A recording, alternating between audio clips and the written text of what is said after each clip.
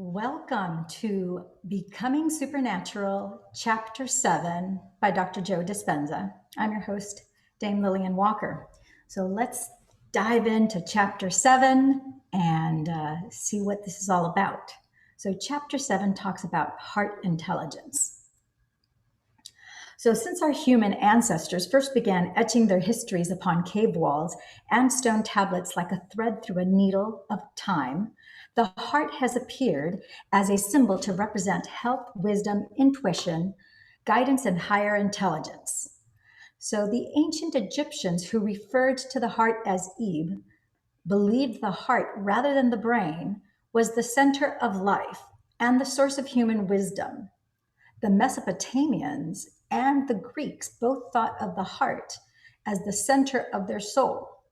The Greeks, however, considered it an independent source of heat within the body, while the Mesopotamians believed it was a fragment of the sun's heat. They even performed human sacrifices whereby they extracted a still beating human heart to offer it to the sun god.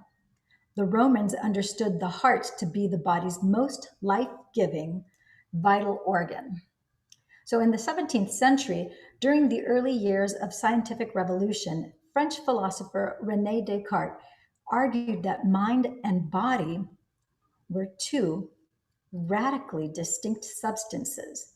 So, through this mechanistic view of the universe, people began to view the heart as an extraordinary machine. The mechanism of the heart as a physical pump began to overshadow its nature as humanity's connection to an innate intelligence. Through scientific inquiry, the heart slowly ceased to be recognized as our connection to feelings, emotions, and the higher selves. And it has only been through the science of the last few decades that we've begun to reconcile, understand, and recognize the true significance of the heart, both as a source that generates electromagnetic fields and as our connection to the unified field. So we now know that the heart, beyond its obvious role in sustaining life, is not simply a muscular pump that moves blood throughout the body, but an organ that is capable of influencing feelings and emotions. The heart is a sensory organ that guides our decision making ability as well as our understanding of ourselves and our place in the world. It is a symbol that transcends time, place, and culture. It is a commonly accepted premise that when we are connected to the heart's inner knowing, we can tap into its wisdom as a source of love and higher guidance. And you may well be wondering why it is that out of all the organs in the body, such as the spleen, liver, or kidneys, the heart is the only one to have intelligence. Since 2013, we've gone to great lengths to measure and quantify coherence and transformation, which are central to understanding the heart's role. Almost everyone recognizes that the elevated feelings of heart connect us to the consciousness of love, compassion, and gratitude, joy, unity, acceptance, and selflessness. So these are the feelings that fill us up and make us feel whole and connected, rather than the feelings of stress that divide communities and drain us of vital energy. So the problem is that these elevated feelings of the heart often occur through chance, dependent upon some external in our environment, rather than as something that we can produce for ourselves on demand. So, without a doubt, it is a challenge to maintain our mental and emotional equilibrium. In today's fast paced, stress filled, productivity focused, and hurry up and finish culture, and the loss of this equilibrium can have very serious ramifications for our health. For instance, as the turn of the 20th century, hardly anyone died of heart disease, while today it's the actual leading cause of death for both men and women. So each year in the United States alone, heart disease costs approximately $207 billion in healthcare. services, medication, and lost productivity. Stress is one of the main contributing factors to heart disease, and it's reaching an epidemic level. Fortunately, there's an antidote. What we've found in researching and studying the many facets of heart coherence is that we can, in fact, regulate our internal states independent of the conditions in our external environment. Just like developing any skill voluntarily, creating heart coherence requires knowledge, application, and practice. So, integral to our understanding of our heart, it has been our partnership with pioneering, groundbreaking work of the Heart Math Institute. HMI is a nonprofit research and educational organization that better understands and it works to better understand heart brain coherence. So, since 1991, HMI has researched and developed reliable, scientifically based tools to help people bridge the connection between their hearts and minds, as well as deepen their connection with their hearts of others. So, their mission is to help people bring their physical, mental, and emotional systems into balance alignment through the intuitive guidance of the heart. The foundation of our partnership is built upon the shared belief that in order to create a new future, a person needs to marry a clear intention, a coherent brain, with an elevated emotion, a coherent heart. And HMI's research has proven that by combining an intention or thought, which, as you have read, acts as the electrical charge, with a feeling or emotion, which you already understand acts as an electromagnetic charge. So we can change our biological energy. And when we change our energy, we change our lives. So it's in the union of these two elements that produces measurable effects on matter.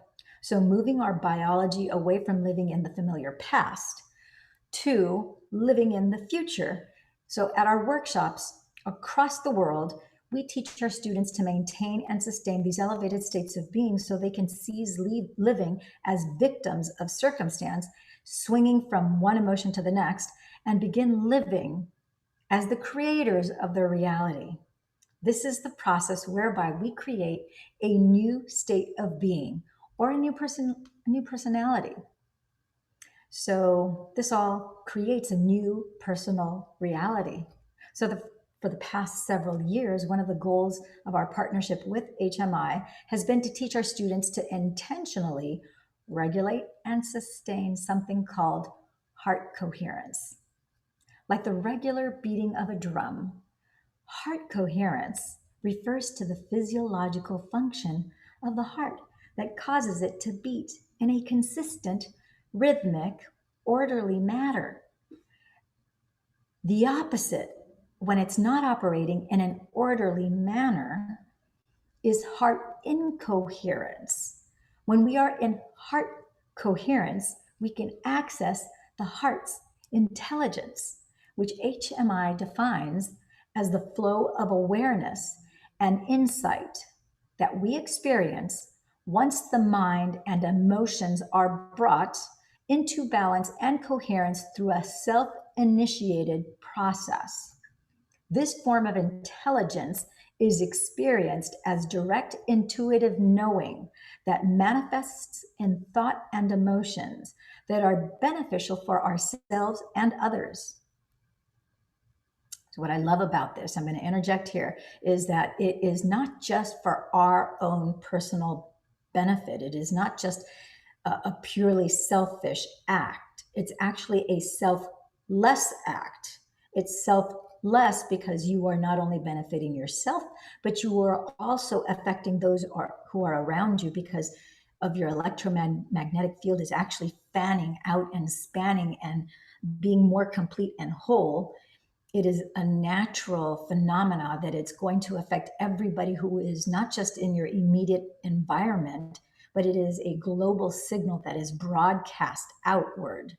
And as we know from having read the chapters 1 through 6, one of the natural phenomena that takes place is there is a natural and logical, systematic entrainment of everything that is around you.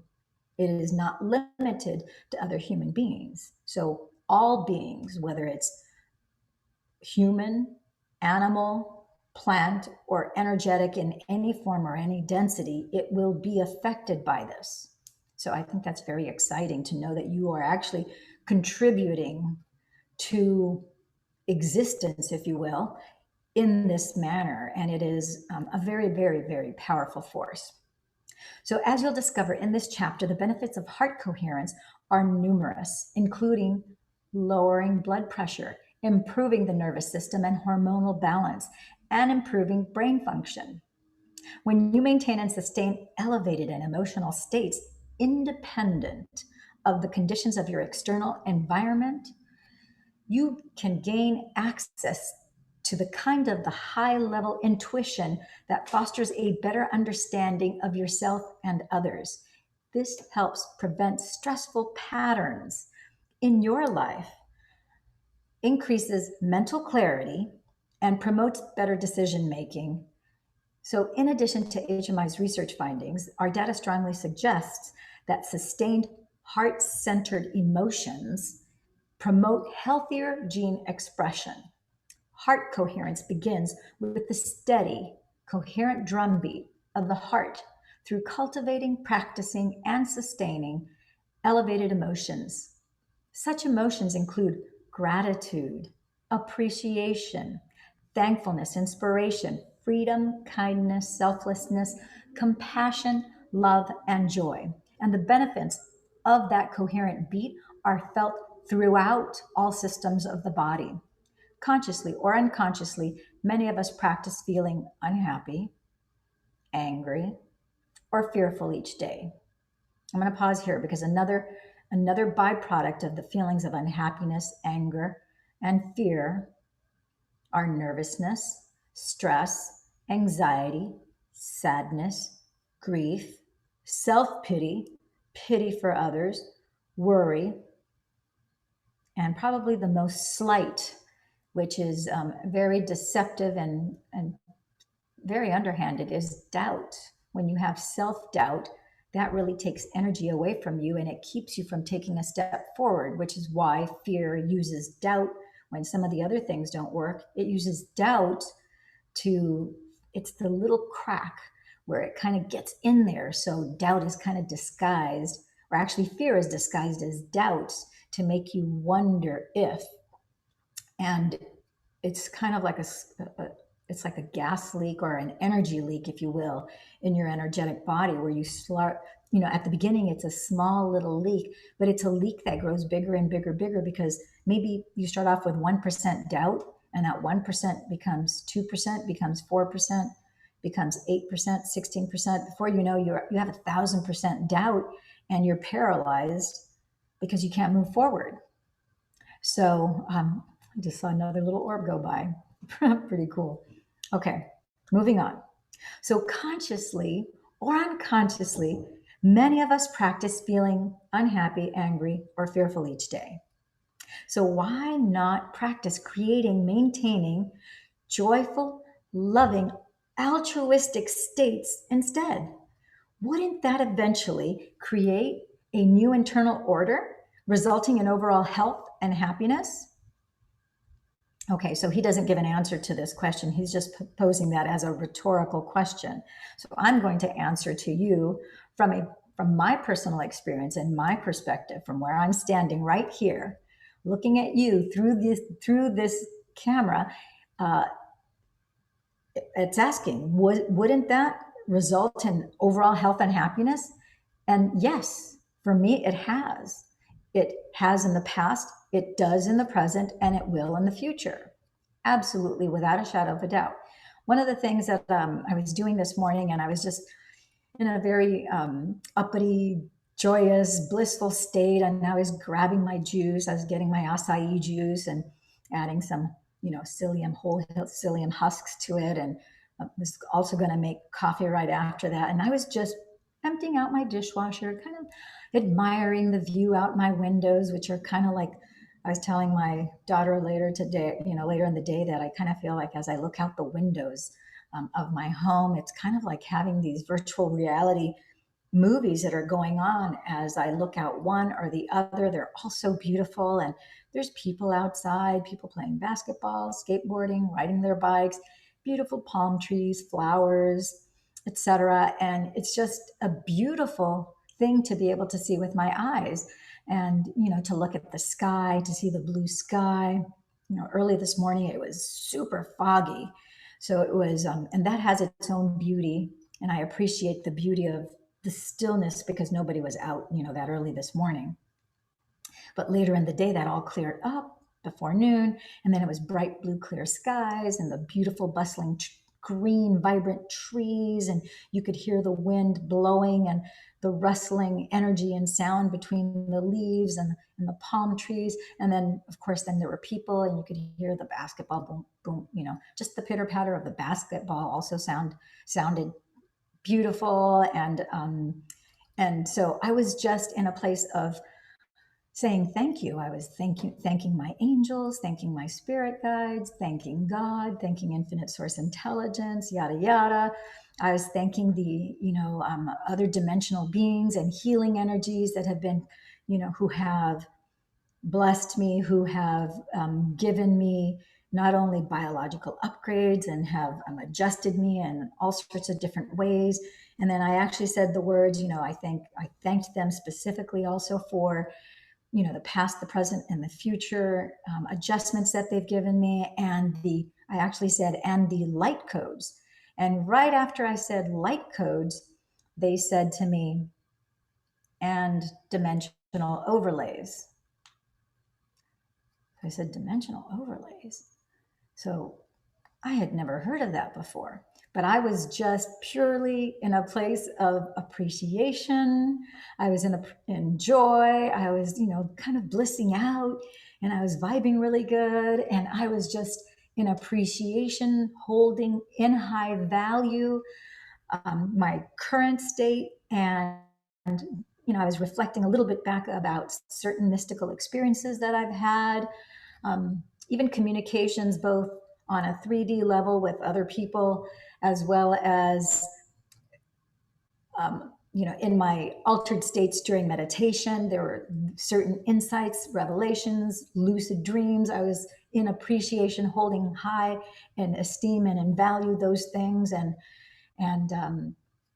I was just in that place when all of a sudden I had that message. And then I was kind of dumbfounded and kind of a miffed and going, what? I know what light codes are, but I definitely did not have any awareness or have ever heard of the term of a dimensional overlay. So then it was, of course, as I continued in that place of gratitude and openness, I was just allowing myself to hear and receive, and I was just enjoying this process. And then after that understanding, that intuition, that communication that came from a different realm that I can't really articulate or explain with regular language, in any language, I realized that came to me because I was in what Dr. Joe likes to call the ultimate state of receivership is gratitude and appreciation. And I believe that in chapter 2 or 3, he actually says that gratitude and appreciation are the ultimate state of receivership. Well, there is a secret that's in plain view. It's somewhat hidden because we read it and we keep on going on. It's like, yeah, gratitude, appreciation. Everybody says gratitude journal, blah, blah, blah. And this is one of the things that I want to call your attention as we are reading and we're peeling back the layers of the onion. We're reading the words. Our left brain is processing that knowledge from one level of understanding. As we dive in deep into this, we are to also, in order to I don't want to say awaken, because as you do meditation, of course, it awakens and it opens not only your heart, because you put the intention of wanting to open up your heart. You're bringing your energy up as you do the specific breath that Dr. Joe, teaches and talks about. You are also, where attention goes, energy flows. So as you take your attention and you bring it up your spinal cord column, and you are directing the energy from the first energy center at the base of your perineum, and you're bringing it up to the second, the third, the fourth, the fifth, yada yada. The energy is actually moving, and there's going to, if your heart is closed for whatever reason, it's inevitable that your heart will open, and then you will be broadcasting an even greater amount of joy and love and gratitude and appreciation and bliss and so on and so forth. So be aware that everybody can be grateful. Everybody can hold something in appreciation, someone in appreciation, a place, a person, place, or thing in appreciation. The touching of your dog when you pet your dog or your cat or whatever pet that you might have, or you might have a beautiful plant in your home. And as you're caring and tendering for it, you can be in gratefulness and gratitude that that plant is in your reality in that moment. And you can recognize the shades of green, the beauty of the color of, if it has flowers, the beauty of the color of the flowers. And when you hold that in gratitude that you actually have it, and it is part of your experience, you can also hold it in higher value, that it is with you, as opposed to still being at the store and you wishing, desiring, and hoping to have it in your home, but you actually have it here now. So that simple act of gratitude and appreciation puts you in a place that you're out of your thinking brain, because now you are doing literally a heart-centered activity. You're getting out of the critical thinking mind. You're getting out of the conscious mind. By being in gratitude and appreciation, you are accessing the feeling and the brain and the vibration of the brain of your heart. And now that can bubble up into your physical brain, so that then your conscious mind becomes aware, like I was aware earlier today of this communication, this insight that was given to me that I'd never heard before. It wasn't something that was coming from my memory. It wasn't something coming from my critical thinking brain, because I never heard of the term or the concept or that experience. I didn't know that it existed, but somehow I was able to access it, and I realized it because I was in a place of gratitude and appreciation. So that is again, I'm all about, having you get not only the secrets to success, but the shortcuts, if you will. If there's something that I can language, if I can express it, if I can share with you or convey the feeling that I have had through these experiences and how I got to certain things, so that it shortcuts, it collapses the time frames and kind of gives you like an easier access, so that you go, oh, I never thought of it before. Oh yeah, that feels right. Oh yeah, this resonates with me. Oh, I'm going to try that. I mean, just as you're listening and as you're participating with this particular broadcast, and if you are just simply, if you really want to get an exponential level of benefit from reading all 14 chapters of this book, if you just come here with an intention of being grateful that, wow, in the next 15 days from chapter 1 until chapter 14, it'll be 15 days from beginning to end, soup to nuts, and I will read this entire book.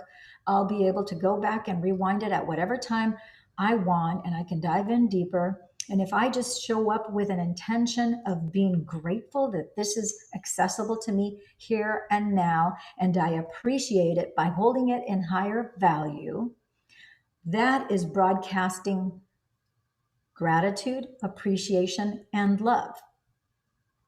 By that fact alone, you will automatically be opening yourself up to receiving that wisdom that's coming from that other etheric realm through the brain of your heart.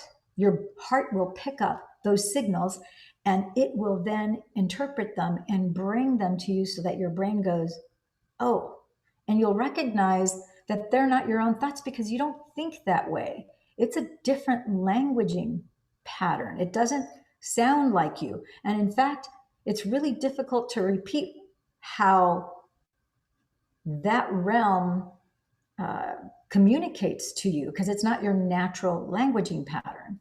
So, luckily, some of the things that I became aware of, I went to my group of fellow mystics and I immediately sent out a communication to them.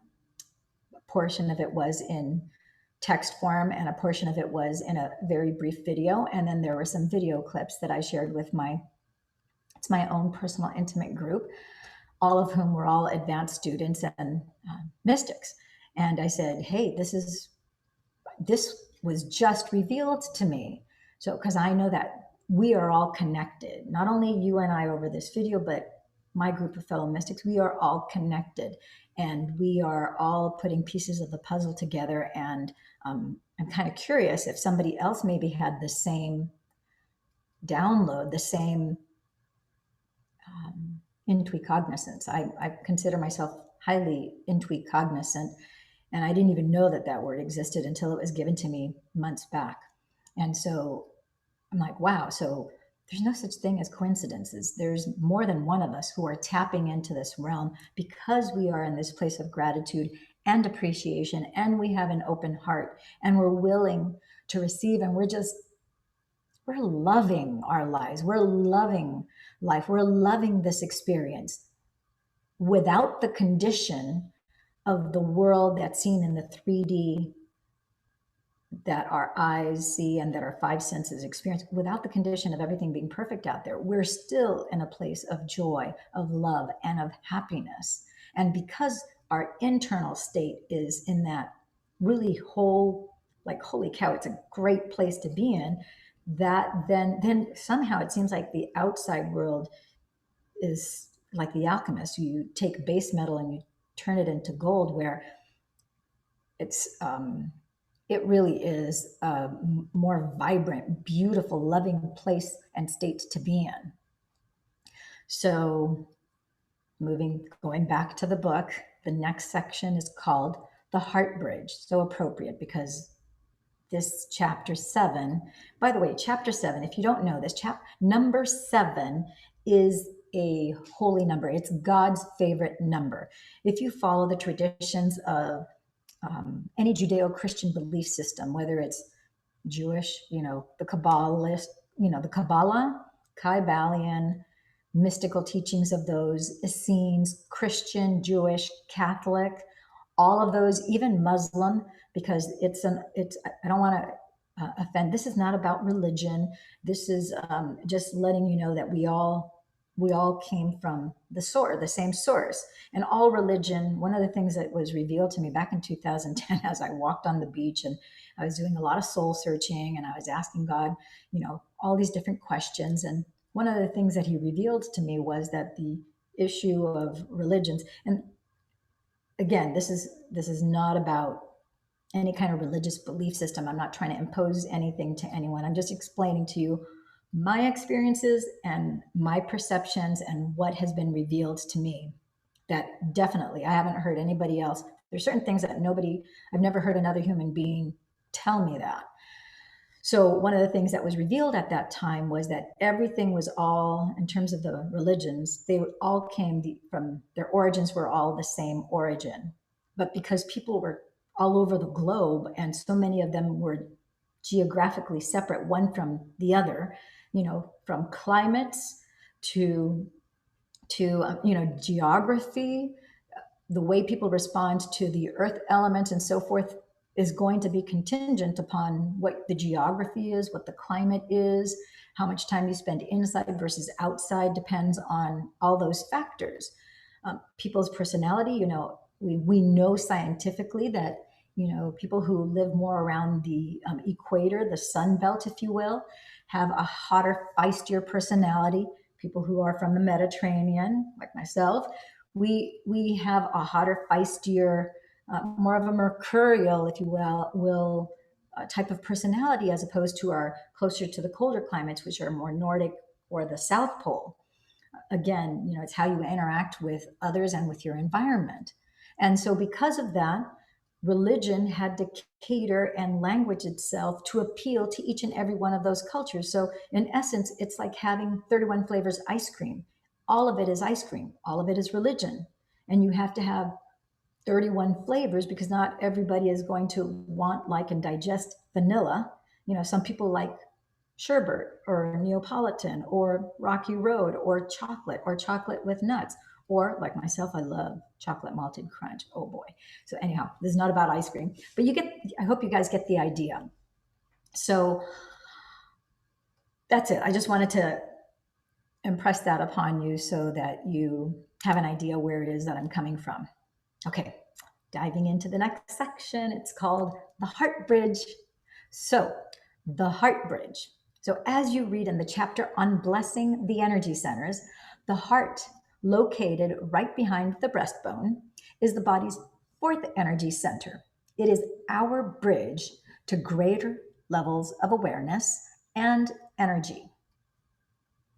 So please lock down on that. Your heart, it is our bridge to the greater levels of awareness and energy.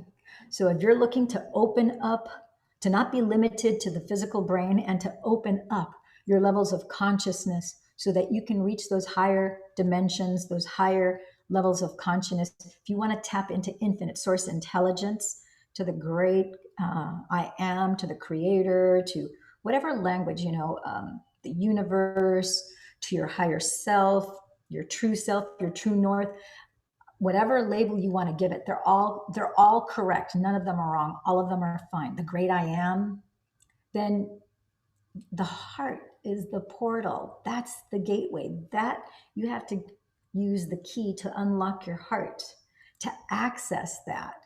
So the good news is all of you, every single one of you, anybody who is watching this video, anybody who exists on this planet, we can all do that. We're all born with a heart. And because we have that heart, that organ, we can use that, which is tens of thousands of times far more powerful. They actually have measured electromagnetically that the electromagnetic frequency and the electrical charge of the heart is over 10,000 times more powerful and reaching a greater distance than the electromagnetic field that is created by your brain. So the brain has a certain amount of electrical conductivity and electricity that actually fires and wires because of our neurocircuitry. But make no mistakes, our heart has a whole lot more electricity and a much greater electromagnetic field. Another thing, your brain does not feel. It simply doesn't. Do a Google search.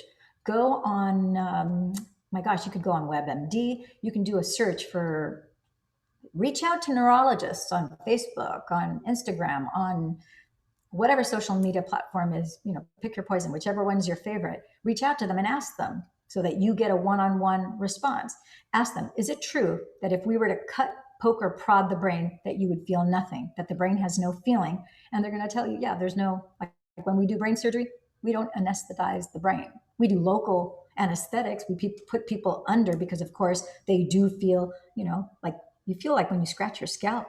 So your scalp, it's covered by skin. So yeah, your skin has a lot of nerves in them. So you have feeling receptors in your skin. Even your cranium, when they have to actually open it, with a saw. I don't want to get gruesome, but that's actually how they do it when they do brain surgery. So yeah, those things do feel, but your actual brain organ doesn't. However, your heart, on the other hand, it's a muscle, like your leg muscle, like the muscles in your hand, your fingers, your arm, your feet. And it is highly sensitive. It is far more sensitive and sentient than any other organ of the body. Why? I guess we'll have to ask the creator why he chose the heart as opposed to anything else, but it is, you can't live without a heart. So it is the bridge, it is the gateway for higher levels of consciousness, higher levels of intelligence, higher levels of intuition, higher infinite levels of everything. Anything you've ever wanted is in that dimension. And all you have to do is connect to your heart and open it up. That's the purpose of this book, is for you to learn how to access that, how to bridge it. And it's simple. It's not complicated. This book, albeit it's wonderful in that it dovetails, the mystical teachings of the past 15,000 years, along with the scientific community, so that now it's really one and the same. It's just that the language and vocabulary of mysticism and these esoteric hidden teachings is one language patterns, and science has a different set of language patterns. They're both organizing, filing, and displaying and communicating the exact same thing. Science is only like 200-300 years old. This language over here is about 15,000 years old. Now, why am I picking 15,000 and not 2,000? Because we now know, we actually have artifacts that show human beings who were discovered, for example, in Laguna Beach, which is not too far from where I live. On the Channel Islands, there is a woman that was discovered 15,000 years ago, an Indian woman. She was a Chumash. Again, on the Channel Islands here off the coast of Ventura in California. Those are just two places. There are other places around the world where they have discovered human skeletal remains, and they've known that human beings lived here as long as 15,000 years ago. So these teachings have been around for a very long time. Okay, so that's the good news. It's simple. Simple isn't easy, and it just takes practice. So, okay, so let's gonna move on. So the heart is the intersection of our lower 3 energy centers associated with our earthly body, and our upper 3 energy centers, so heart, throat, and pineal gland, are associated with our higher self. It serves as our connection to the unified field and represents the union of duality or polarity. So I want to call your attention to what he talks about here. It serves as our connection to the unified field. Maxwell Planck talked about the 0-point gravity field. In quantum physics, as a result, they talk about the 0-point quantum field. It is basically that space, like if they look at, in quantum physics, we tend to look at things at not a molecular level, they look at things at a subatomic level because they're looking at the quantum level. We now have known for quite some time that molecules are mostly space, like more than 99% space. If you look at an atom, it is also 99% space. When you go into the subatomic level, you're looking at electrons, protons, neutrons, quarks. And as they look at that, there's very infinitesimally tiny particles. And it's mostly space. And what's in that space are waveforms of energy.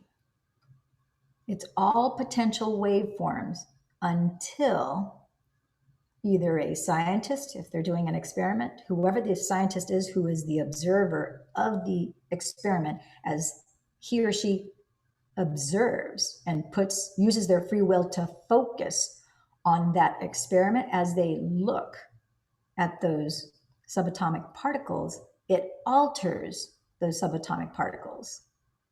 They're actually subatomic waveforms of energy, and they become particles and waveforms of energy. And as they continue to observe it, then more and more particles start to form, and they start to amass. And they actually can see this with these high, powerful electron microscopes. So again, they're able to prove how we can create from the subatomic, from the quantum level, and have it manifest so that we can actually see it in 3D. The other thing I want to share with you guys is, again, there's so many clues. Our words and our language are so powerful. We have a lot of hidden knowledge that we gloss over and we don't really pay attention because we think we know what words we mean and we really don't understand or haven't realized until we take a moment to stop and pay attention to the words that are before us. So the word manifest, manny, manual, fest, festival. So mani, as in you are creating with your hands. It's a hands-on thing. Festival, you are celebrating the creation of whatever it is that you have hands-on done. That's what manifestation is. Manual, festival, celebration, tation, attention, intention. Again, now we go to the word intention. You have attention, which is an outward focusing of awareness, using your free will to focus outside. Intention is taking that awareness and focusing inside now, either inside your body or inside the void. When you are doing a meditation, you're setting your intention, and now that intention is something that is unseen. It's inside, in the void, it's in space, in the blackness, if you will. In that void come the downloads. So that's where you get the wisdom. What is wisdom? Is it intelligence? Wisdom, wise dominion.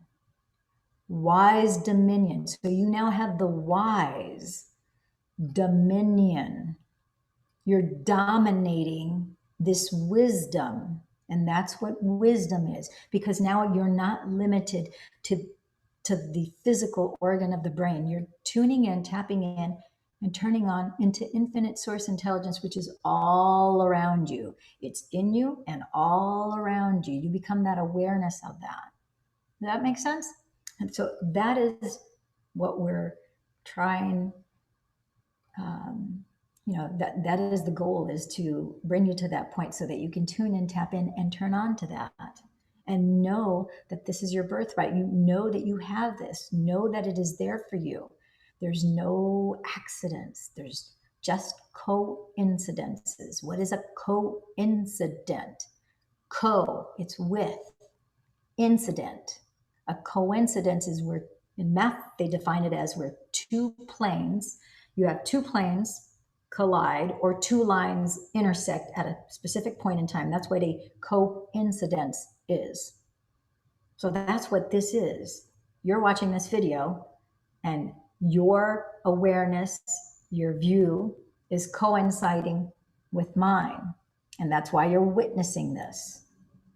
I hope this all makes sense. If you have any questions, comments, or concerns, please feel free to put any questions, comments, or concerns in the comments below. I respond to everybody. So moving on. So as we said before, it serves as our connection to the unified field and represents the union of duality or polarity. It is where separation, division, and polarized energy merge to become one, where opposites unify as the yin and the yang, and the good and the bad, positive, negative. I'm going to say positive and negative because our head has a positive charge, the base of our spine has a negative charge, because as I mentioned before, this earth, the globe, is a giant magnet, and that's what keeps us grounded to the floor, is the negative charge that's at the base of our spine. It goes down to the soles of our feet, and as it touches the floor and the earth, quite literally, you're grounded. So the good and the bad, the positive, the negative, male, female, past, and future. So when your heart becomes coherent, your nervous system responds by increasing the brain's energy, creativity, and intuition, which has a positive effect on virtually every organ in the body. So I'm going to read that again, because some of you guys are wondering, well, how do I increase my energy? How do I increase my creativity? The answer is right here. You've been praying, you've been asking, you've been seeking. Here it is. We're serving it up on a platter. for you by increasing the brain's energy, creativity, and intuition, which has a positive effect on virtually every organ in the body. Now your heart and your brain are working together.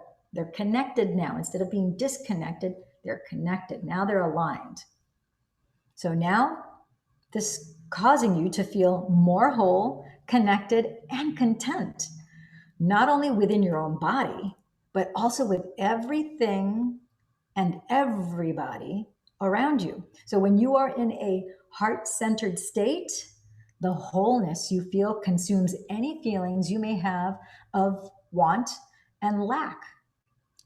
From this creative state of wholeness and oneness, magic begins to happen in your life because you're no longer creating from a, a disconnected place. You're no longer in duality.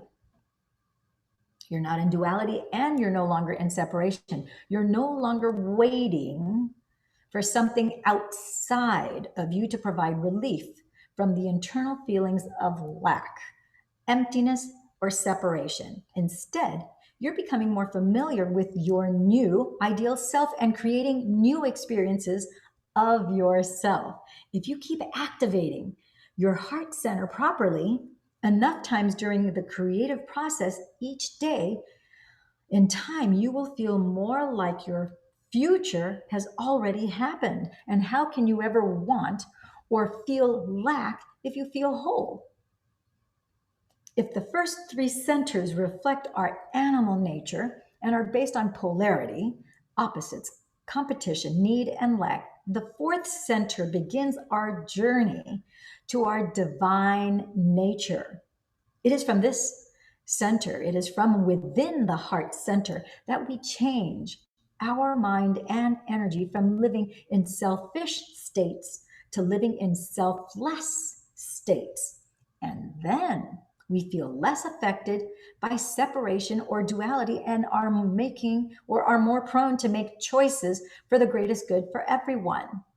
So all of us have felt the consciousness of heart center at one time or another in our lives. So this energy is related to being fulfilled and at peace with yourself and your surroundings, of course. So when we embrace the feelings related to the heart, feelings that lead us to give nurture, serve, care, help, forgive, love, trust, and so on, we can't help but feel filled up, whole, and complete. I believe this to be our innate nature as human beings. Okay, so the next section is homeostasis, coherence, and resilience. So as you have now learned, the autonomic nervous system, the involuntary division of the nervous system, is divided into two subsystems, the sympathetic nervous system and the parasympathetic nervous system. As you know, the sympathetic nervous system, when switched on, regulates the body's unconscious actions and the responses, such as increased breathing, elevated heart rate, excess perspiration, dilation of the pupils, and so on and so on. Its primary function is to stimulate the fight or flight response when real or perceived danger is imminent. This system works to protect us in our outer environment, and the parasympathetic system complements the sympathetic nervous system in that it performs the exact opposite functions. Its role is to conserve energy, relax the body, and slow the high energy functions of the sympathetic nervous system. The parasympathetic system maintains protection in our inner environment. If you think of the ANS as an automobile, for example, the parasympathetic system would be the brake and the sympathetic system would be the accelerator. So both branches of the autonomic nervous system continuously relay communications between the heart and the brain. In fact, the heart and the brain have more nerve connections to each other than any other system in the body. So these two systems, the sympathetic and parasympathetic, are always always working to maintain a state of homeostasis, relative equilibrium between all the systems of the body. And when we talk about the systems of the body, we have the auditory system, visual system, olfactory system, gustatory system. We have the sensory tactile system. You have the proprioceptive system. You have the interoceptive system. You have the mechanoceptive system and the exteroceptive system. I think I covered them all there. So when the body is in the state of homeostasis, we generally feel relaxed and safe within our current environment. From this state of homeostasis, where all the body's systems are working in harmony and minimal amounts of energy are wasted, we can intentionally affect the nervous system to create coherence. So in order to feel these emotions of coherence, the neural connections between heart and brain must be functioning optimally in a balanced and coordinated manner. So when the heart is beating in such an orderly, coherent fashion, it brings the ANS, autonomic nervous system, into coherence, which in turn improves our brain functions by causing us to feel more creative, focused, rational, aware, and open to learning. I'm going to pause here. Notice it brings the ANS into coherence by causing us to feel more creative, focused, rational, aware, and open to learning. So I'm pausing right here because Dr. Brene Brown is an incredible research scientist. She teaches and is an expert on vulnerability. And one of the things that she uncovered in her extensive research is that the symptoms, when you have somebody who is grieving, sad, and depressed, especially long-term depression, is a symptom of long-term suppressed creativity.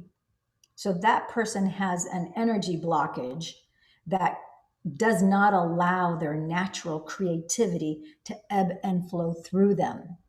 So it's no wonder that it feels so bad to feel depressed. So one of the quickest ways to get yourself out of depression, if you're in depression, is to write, to draw, to color. Let's say you're telling me, well, Lillian, I can barely draw stick figures. Doesn't matter. You can just, if you can only draw stick figures, draw stick figures, or go to the 99-cent store, pick some crayons and colored markers up and start, get a couple of coloring books and start coloring in coloring books. Or go to an art store and, they've got these great coloring books now for adults where you have all these gorgeous mandalas. And they've got incredible geometrical patterns, they're awesome for exercising your brain. And it really helps open up your creativity by doing that. Or let's say you have crayons and markers at home already and pencils. Just take a blank piece of paper from your copy or your printer and you can draw lines, or you might want to play with different colored circles and just play with that. Doodle. It's just mindless doodling.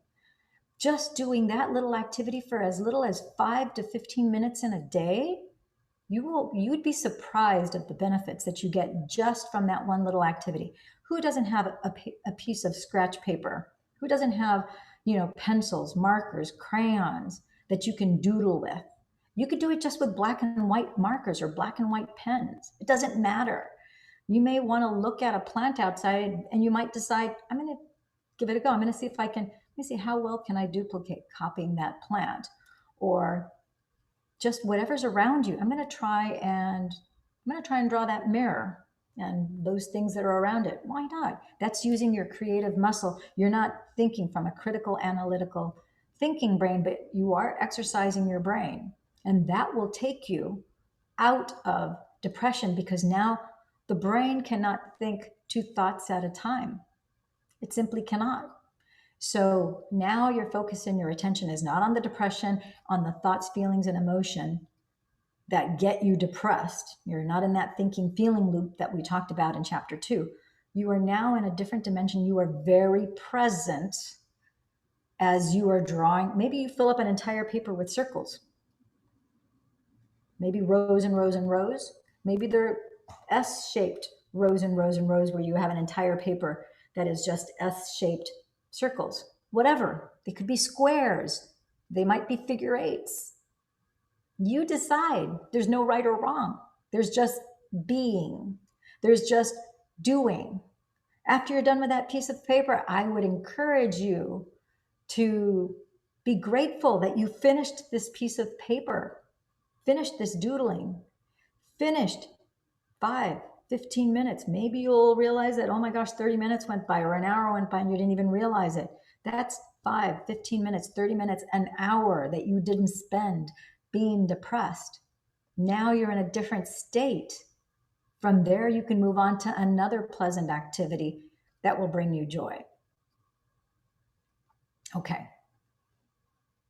So, as you know, the opposite of coherence is incoherence. In music, we talk about resonance and dissonance. So it's the same concept, coherence and incoherence. So when the heart is beating incoherently, we feel out of balance. We're on edge. We're anxious. We're unfocused. And because the body is operating in survival, we function more from an animalistic, primitive perspective than from a higher, heart-centered emotions of our greater humanity and divinity.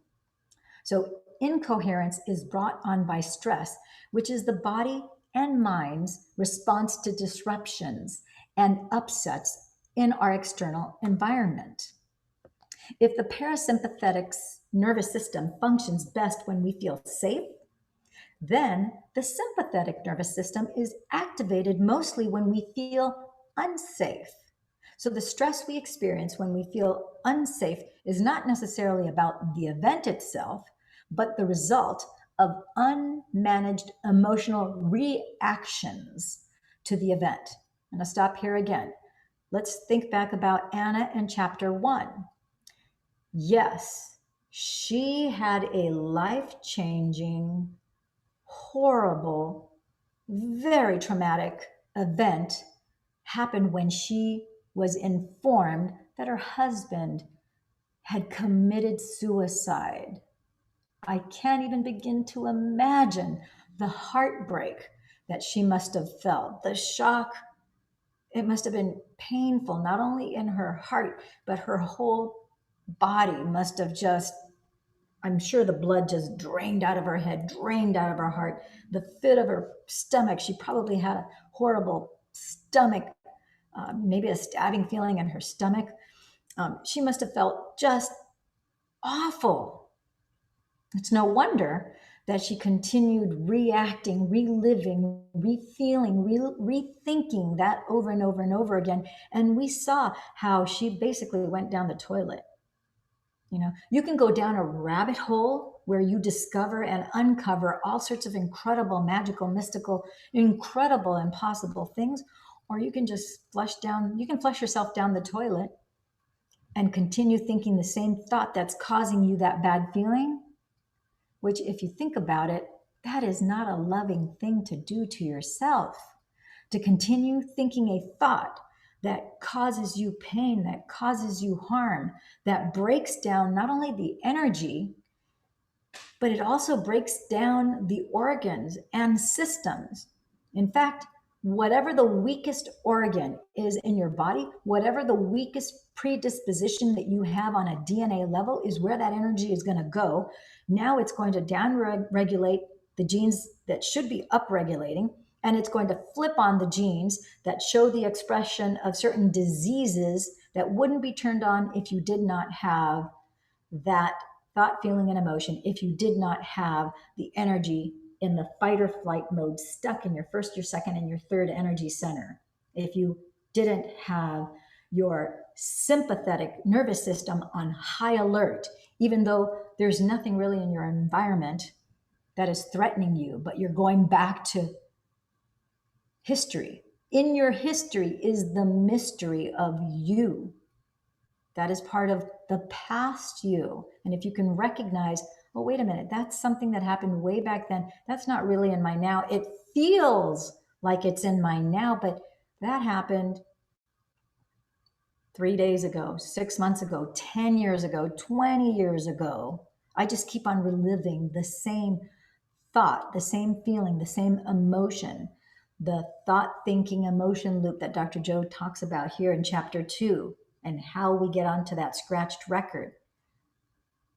You're doing it. You're using your free will, but you're on default mode, reliving that. And you can now use your conscious awareness to say, I'm not going to do that anymore because that doesn't feel good. That is not a loving way to treat myself, or anybody else for that matter. But you got to start with you. If you can't do it with you, you definitely can't do it with others. Trust me, it's not how it works. You have to be it, have it, embody it, and express it first with you. And when you decide, I'm not going to think those thinking thoughts anymore, and I am going to think in a loving way towards myself, I'm going to choose to put that in the past, and I'm going to choose to embrace the present of my loving now. And I'm going to be in gratitude and in appreciation of my now, and in my recognition that I have now self mastery. I have mastered myself. And I am not sadness. I am not grief. I am not depressed. I am not any of those emotions. No, you are who you are. Those are feelings, and you're identifying mistakenly that I am sad. No, you're not. You're a being. Sadness is an emotion. Sadness is an emotion that you're feeling. You are feeling sad. That doesn't mean that you are sadness. When was the last time that your friend said, "Hey, sadness, how you doing?" That's not you. That's not your name. That is a characteristic of emotion. It's an energy state of being. That's what sadness is. That's no different than anger, no different than fear, no different than depression. You are not those emotions. Those are things that you're feeling in a moment in time, and you might be an expert at bringing them back into your present now and choosing to express and to relive it again. But the moment you become aware, like the moment I became aware that fear, that doubt, that sadness, that grief are not me, and I chose to shut that down and shut it up, it was there for polarity, for contrast, for me to be in recognition of who I truly am, and not who these cacophony of egoic, embraced emotions and states of being are. And now I could go, oh, ego, you're not my amigo. You're my enemigo. So shut up. And brain, because you're the organ through which the ego manifests. So now, brain, we've put the ego now in the basement under lock and key. He's not allowed to come back out again. We're on to him. We know how ego works. And brain, now you do as I say. You're like a CPU, whatever command. If I do command C, there's no arguing. It does it instantly. So I trust, I know, and I believe without a shadow of a doubt that if I give my brain an order, it's going to do it. It's good as gold. The brain records everything. It doesn't care good, bad, ugly, indifferent, real, unreal. It doesn't discriminate. It's a brain. Conscious, unconscious, it records everything. That's the good news and the bad news. Good news, if you are aware of the true you, which is pure love, and the false you, your shadow side, the dark side of you that wants to criticize, judge, basically embrace fear, sadness, anger, depression, anxiety, blah, blah, blah, blah. You get it. So now you go, oh, I get it. That's not me. What a relief. That's not really me. Okay, shut up, ego. Boom. Brain, do as I say. I am going to embrace love. I want my heart to be completely open. I want to be heart centered. I want to broadcast love. I want to feel love. I want to feel my heart's brain, my heart's intuition. I want to hear and feel everything, all the gifts that are there that have been stored. It's been waiting forever for me to finally give up the ego so that it can give me all these gifts. Oh my gosh, this is so exciting. And guess what? It's an infinite well. It's infinite. So you will never exhaust that. So guess what? Now you're in a higher state of excitement and joy and anticipation because now you're on the journey to finally having it all revealed to you. You're finally connecting to your heart's brain, to the center of your soul. Once you get to that point, why would you ever want to go back to being unconscious? Why would you ever want to take the ego out of the basement where you locked it up and put it back on the throne and make your brain and your ego masters of you when your conscious awareness is supposed to be the master and your brain is supposed to be your servant and your ego is supposed to be put under lock and key simply as a reminder of your past experience, simply as a reminder that you do master yourself, simply as a place of polarity. So, sorry, my ebook here. So, ready for the next section? We're going to continue on. So, in the state of homeostasis, you can think of the body as sophisticated, a finely tuned machine. But when emotions such as resentment, anger, jealousy, impatience, frustration persist, our internal equilibrium is thrown out of balance. If you think about a time recently when you felt stress, it probably felt somewhat like a fragmented rhythm. And as it turns out, this is exactly what the heart is doing, beating in a fragmented rhythm. In a state of chronic stress, the body struggles to maintain homeostasis, and we begin to suffer, and a myriad of stress related symptoms ensue. So, this constant state of stress draws from the invisible energy field around our body and depletes our vital life force, leaving little time and energy for repair and restoration. Big pause button here. Do you hear that? So, when you are in stress, in nerves, anxiety, depression, anger, rage, and you've just have fully blown out your first, your second, and your third energy center, there's no energy left. Zero energy is left for growth and repair. The two things you need to have constantly switched on to sustain life are now shut down. It's completely off. And if you keep that off for more than a few hours and it goes into days, weeks, months, is it no wonder why you have the manifestation of disease? Why you have the manifestation of accidents? Why you fill in the blank?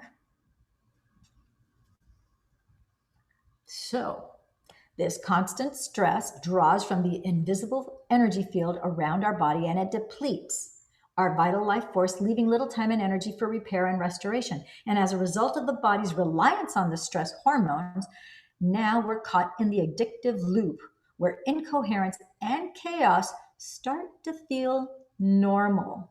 But at what cost? Adrenaline and cortisol, that's what's released every time you're in that fight or flight and survival mode. If you're constantly thinking, I gotta survive, I just gotta survive the next week. I'm trying to balance all these plates. I just gotta survive, I gotta survive.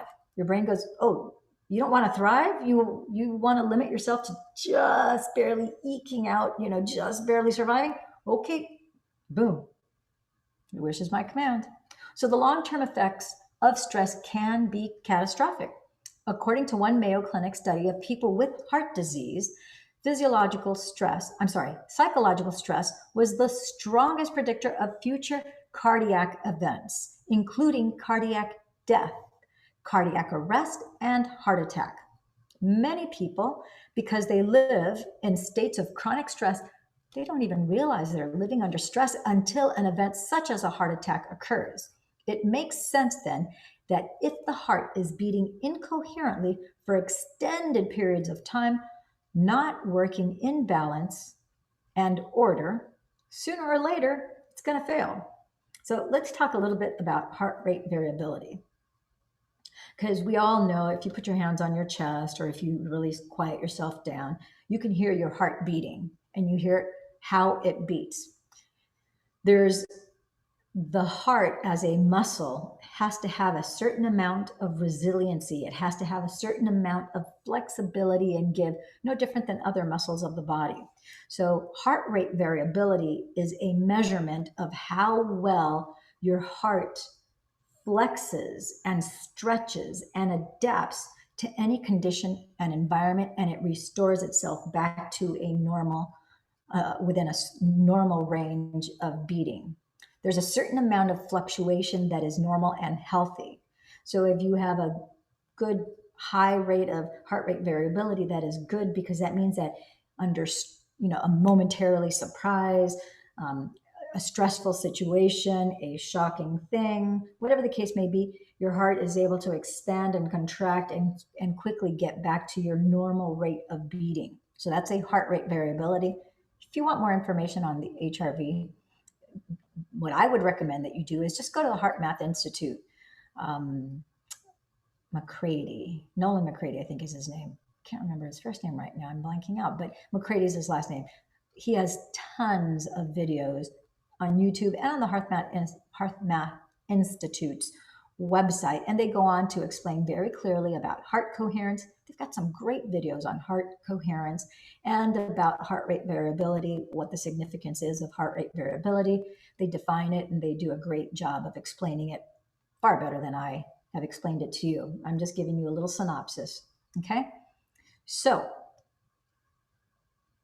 key to our ability to manage stress is what's known as resilience, which HMI, Heart Math Institute, defines as the capacity to prepare for, recover from, and adapt in the face of stress, adversity, and trauma, or a challenge. Resilience and the management of emotions are both integral to many important physiological processes involved in energy regulation, how fast the body bounces back after the stress response, and our ability to maintain health and homeostasis. HRV, communication between the heart and brain. So again, the goal is to have our heart and our brain be coherent so that they're connected, communicating with each other, so that now the heart receives the wisdom, the intelligence of the heart is now coming up into the brain. So we have our ahas, our insights, and so forth. And FYI, if you're a musician, if you are an artist, a creative, a scientist, an inventor, someone who, as part of their normal work and vocation, avocation, is to create solutions, and you are inventing ways of doing things, you automatically have to tap into that place in order to receive that inspiration. In order for a musician to be inspired to extemporaneously just create a song, to play literally from the heart, you have to be tuned and tapped and turned on into that heart space, or you wouldn't be able to. Otherwise, you would be limited to just reading music. So again, if you're an inventor, that's where these inventions come from. That's why Einstein said imagination is far more important than intelligence. Think about that for a moment. I think Einstein knew a thing or two about intelligence. Okay, HRV, heart rate variability, communication between the heart and the brain. We've been led to believe that the brain reigns over biology. While this is partly true, The heart is an autorhythmic organ, which means the heartbeat is self initiated from within the heart, not from the brain.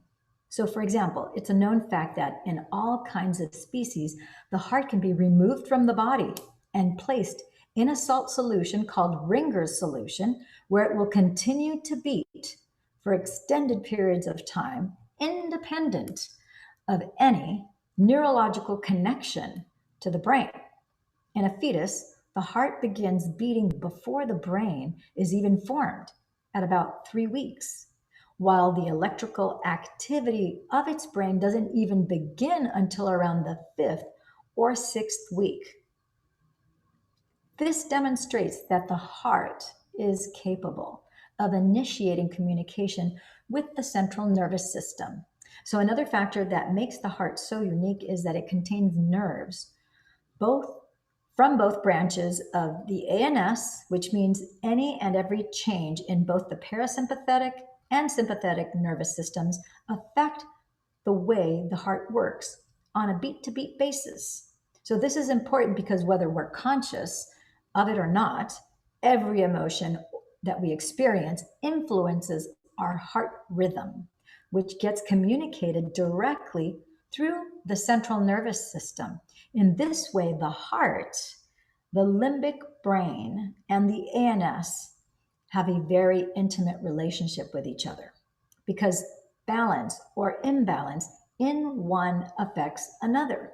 So, as a side note, the limbic brain, the seat of the autonomic nervous system, is also called the emotional brain. So, when you change your emotions, you affect your autonomic nervous system. So, today, with about 75% accuracy, science can predict what someone is feeling just by looking at the beat to beat activity of the heart using a heart rate variability analysis.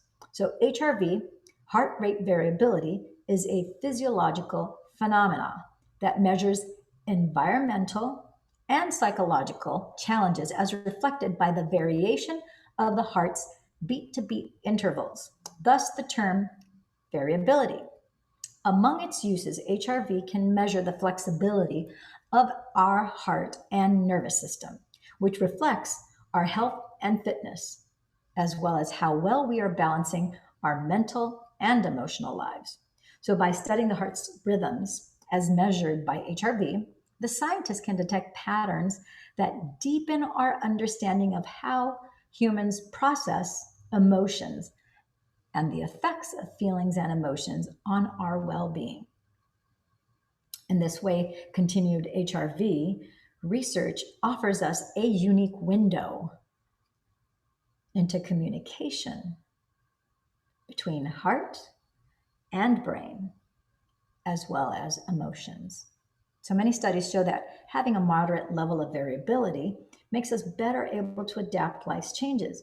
But a low level of heart rate variability is a strong, independent predictor of future health problems, including all causes of mortality, because low HRV is also associated with numerous medical conditions. When we're young, we have great variability, but as we age, our variability decreases. So HRV patterns are so consistent that when scientists look at an HRV reading, they can generally estimate the subject's age within approximately 2 years. So for many years, a steady heart rhythm was considered a good sign and good health. But now we know that our heart rhythm changes with each and every heartbeat. So even when we are sleeping, over the years, HMI researchers have discovered information encoded within the beat to beat intervals by looking at the spaces between the heartbeats in HRV readings rather than the spikes related to the beats themselves. This is somewhat similar to Morse code, where we actually understand communications by intervals between transmissions. So, in the case of our heart, the intervals between the beats are complex transmissions used to relay communications between the brain and the body. During the 1990s, researchers at HMI discovered that when people focused on their hearts, and evoked elevated emotions such as appreciation and joy, gratitude and compassion, those feelings could be observed as coherent patterns in the brain and coherent patterns in the heart rhythms. The opposite was true of stressful feelings, which caused the heart rhythms to be incoherent and to appear jagged and irregular. This discovery linked emotional states to HRV patterns. So see figure 7.1 in your books. So the researchers also observed that heart rates, beats per minute, and heart rhythm were two separate biological responses. So for instance, a person could have a high heart rate and still maintain a state of coherence. Therefore, it was determined that the heart's rhythms can create coherent internal body states. So, in some of our advanced workshops, when students break the energetic bonds with everyone and everything in their past and present reality, they draw from the ambient field to build their own individual electromagnetic field. So, when this occurs, the energy of the room can drop. Both figures demonstrate this phenomena during two advanced workshops in Australia 2015 and 2016. The red line in the base is the baseline measurement, and on Wednesday, the day before the event starts, when no one was in the room, the blue line is Thursday, the first full day. You can see that the energy in the room decreased slightly. The green line is Friday, the second day. You can see how the energy of the room continues to rise as students break through on Friday. At this point, instead of drawing energy from the field, they're contributing to the field. I'm going to stop right here because I'm sure we've all felt somebody who, when you get close to them, you feel weaker and more tired, and you just feel like the energy is drained from you. And that's because they're reaching out to, they don't know how to generate their own energy. So what they do is they're energy vampires. Some of them know that they're energy vampires, but others are completely unaware that they're energy vampires. And so what they're doing is, unbeknownst to them, because they're doing this unconsciously, they are reaching out and they're trying to grab your energy. And because you're higher vibing than they are, they oftentimes want to be around you because they want to grab that energy and they want themselves to feel better. But they're robbing you of energy. And that's somebody that's not whole. So if instead the person chose to get their own energy from their higher self, where they know that they can tune and tap and turn on into their inner state of being, and they now can access that energy from the divine, now you don't need anybody else to give you any energy. You'll even hear sometimes in persons their languaging. I had a gal who would tell me all the time, if I did not look at her, if I wasn't paying, all attention to her, all the time it was like, I need your energy, I need your energy. And she was always exhausted. She was always just wiped out and exhausted. And, she tried to put a brave face on quite a bit, but she was always, she was exhausted at night. She was exhausted in the morning. She was very kind of inert. She wanted to be high energy, but couldn't be high energy. She took a lot of in an effort to try and get energy. She would eat a lot of sugar, and she also took what looked like confetti. I mean, she actually had a mound of all sorts of different prescription and non-prescription drugs that looked like candy on a plate. I mean, she would carry it in her purse all the time, and she would sometimes empty it out, and it's like there would be this mound of every color of the rainbow is in there. It's like, holy cow.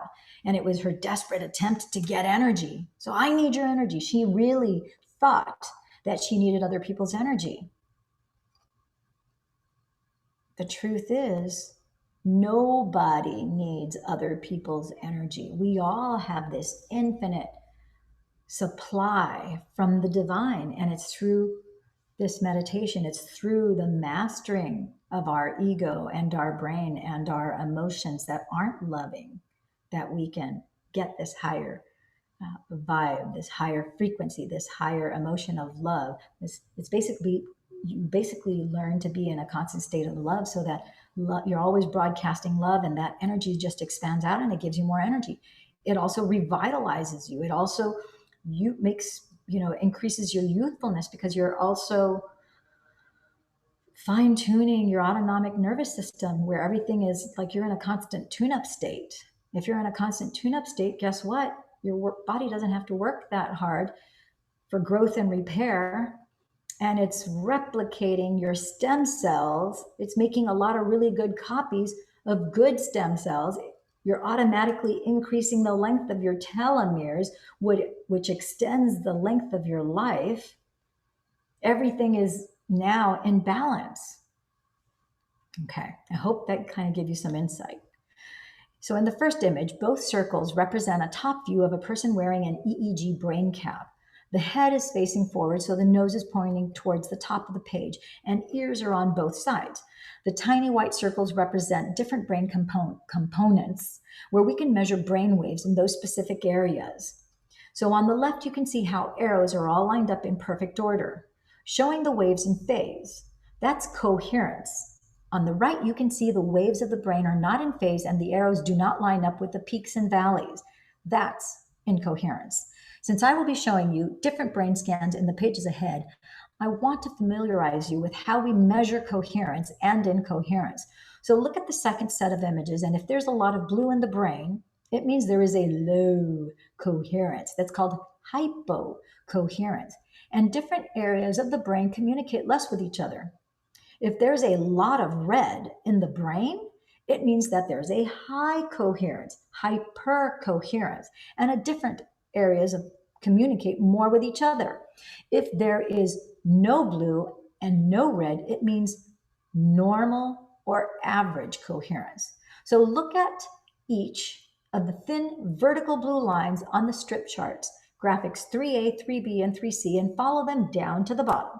You'll see how they represent 1 second intervals, and each of the 19 horizontal wavy lines is related to different compartments of the brain being measured: the front, both sides, the top, and the back of the brain. So if you count the number of cycles from the top wave of one wave to the next of the next wave, so the top of the next wave, between the two blue vertical lines, you will know the brain waves in each individual area of the brain. So that's how we determine beta, alpha, theta, delta, or gamma brain waves. If you need to review the different frequencies of the brain waves, review figure 2.7. So when you go from a narrow focus to an open focus, and you take your attention off of matter, something physical, and you place your attention on space or energy, no thing, your brain waves change from beta to alpha or to theta brain waves. Graphic 3B shows a person who is in a coherent global alpha brainwave. Notice how beautifully synchronized each part of the brain is when this person opens their focus. The blue arrow pointing to the peaks shows how the entire brain is coherent in 12 cycles per second alpha brainwaves. Graphic 3C demonstrates a person in coherent theta brainwaves. Once again, the blue arrow pointing to the top of the peaks demonstrates that the entire brain is synchronized about 7 cycles per second, which is the theta range for brain waves. So the images on the left show GDV measurements of students' energy centers before they started an advanced event. The images on the right side show changes just a few days later, after the blessing of the energy center's meditation. So notice the difference in the size and the alignment of each center. The images on the left demonstrate some GDV measurements of subjects' energy before they started an advanced workshop. The images on the right show the changes in their vital energy a few days after the workshop. Graphics 6A1, 6A2, and 6A3 show a student transitioning to gamma brainwaves as a result of the breath as he passes through high beta. His brain is very aroused with energy, you can see an obvious change in frequency in the brain when this occurs, shown by the blue arrows. The amount of energy in his brain is 160 standard deviations outside of normal. Now look at graphic 6A4. When there's a lot of red in the brain, it means that there is a lot of energy. When there is blue in the brain, it means there is very little energy. Therefore, the red arrow that points to the totally red circle means there's an enormous amount of energy in high beta brain state as it transitions into gamma. The software used here does not record gamma brain waves per se, but from viewing the other measurements in the charts above, we know that the amount of energy in the brain in the totally red circle reflects gamma as well as high beta. The blue arrows pointing to the row labeled coherence show there is an intense communication along with high energy in all measured brain frequencies. You can see a similar transition in these graphics. The blue arrow at the bottom of the strip chart or in graphics 6B2 shows the moment the brain is moving from high beta to gamma. Graphic 6B3 shows that the energy in the brain is 260 standard deviations above normal. To put this in context, 99.7% of the population falls within 3 standard deviations above or below normal. Anything outside of 3 standard deviations is supernatural. The red area of the brain where the blue arrows are pointing in 6B4 is the region that surrounds the pineal gland as well as a region called Brodmann Area 30, which is associated with the strong emotions and formation of memories. Our team sees this pattern in those areas of brain repeatedly when students produce gamma brain waves. Graphic 6B5 is a 3-dimensional picture of the same student's brain from below, showing a significant amount of energy coming from inside the limbic brain. Graphics 7A1 through 7A5 show Felicia's brain transitioning from normal beta to high beta before she moves into high energy gamma state. The blue area shows the transition. The energy in gamma is 190 deviations above normal as she connects to the unified field. The area of the pineal gland, as well as a part of the brain that processes strong emotion, is highly activated, as seen in 7B, and the image in 7C is the underside of the brain. The red region demonstrates that energy in gamma is coming from inside the limbic brain. Take a look at graphic 7D to see the changes in Felicia's skin condition the following day after she received a biological upgrade from the unified field. If you remember, Felicia is the doctor from the UK who is suffering from that severe eczema. So the first scan represents the measurement of a person's brain before she activates her heart center. And the brain is in a dominant frequency of desynchronized beta brain waves, indicating a busy and distracted brain. The second scan measures the same brain about 10 seconds later as she moves into heart coherence. The entire brain goes into a coherent alpha state. It's a coherent alpha brainwave state. Graphic 9A1 shows a brain scan of a student who is in coherent alpha brainwaves while watching the kaleidoscope. Graphic 9A2 illustrates a person in coherent theta brainwave states viewing the kaleidoscope in trance. Graphic 983 shows a 3-dimensional image of the brain, nearly all in red, of another student indicating almost the whole brain in a theta state. The red oval on the right shows the brain is being measured in theta. Graphic 9A4 shows the brain scan of a student at a different brainwave frequency watching the kaleidoscope. The red and orange areas marked with the blue areas on the right of each brain show a strong amount of activity in delta, theta, alpha, and beta brain waves. So, this is a brain that is fully engaged in a mind movie experience. There is a significant amount of coherent high beta and gamma brain waves activating the entire brain. So, when this person dimensionalized a scene in her mind movie during a meditation, she reported that she had a full on sensory experience without her physical senses. In graphic 11A, you can see her brain is in coherent high beta and gamma. The energy in her brain is about 230 standard deviations above normal. The red arrow in graphic 11B shows there is quite a bit of energy in high beta as she moves into gamma. The blue arrow indicates that there is a lot of coherence in the brain as well. It's important to note that she cannot make her brain do this. The experience is happening to her, period. I'm going to pause here. This is so true.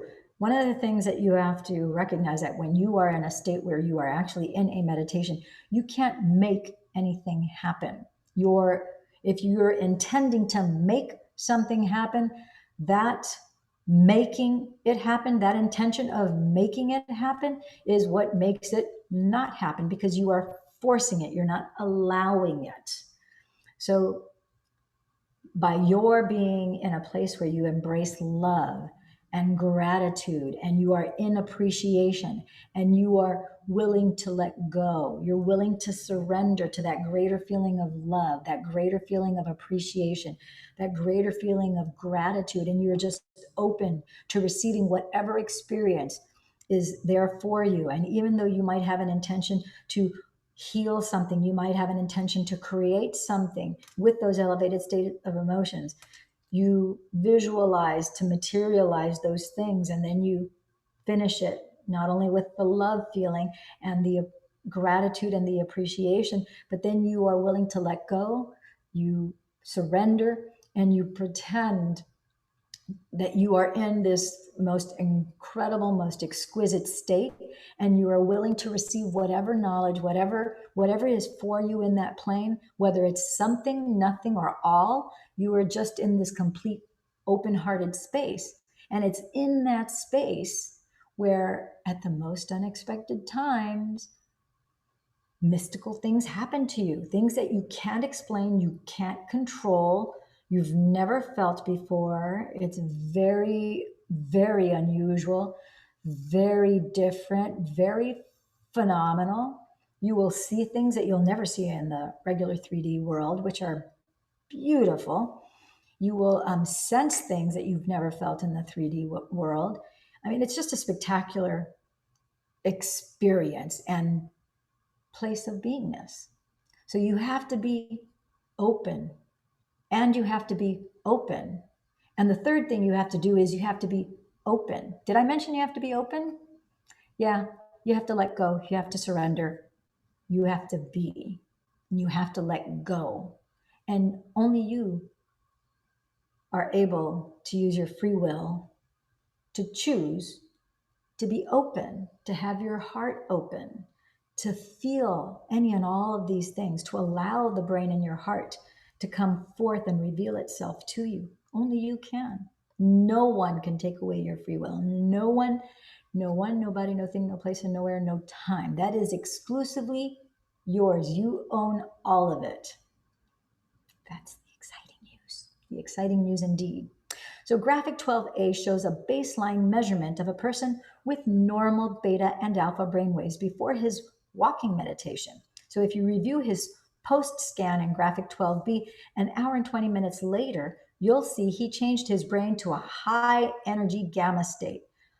Fractal patterns in the form of complex geometric configurations are standing waves of frequency and information that can be descrambled by the brain into very powerful imagery.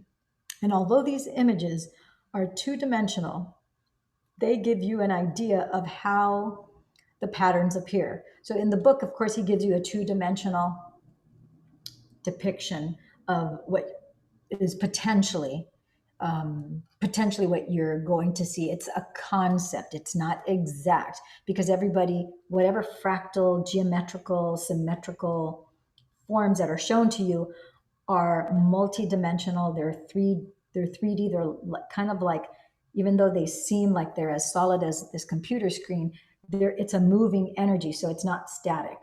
It's not like a 2D where it's just in two dimensions of height and width.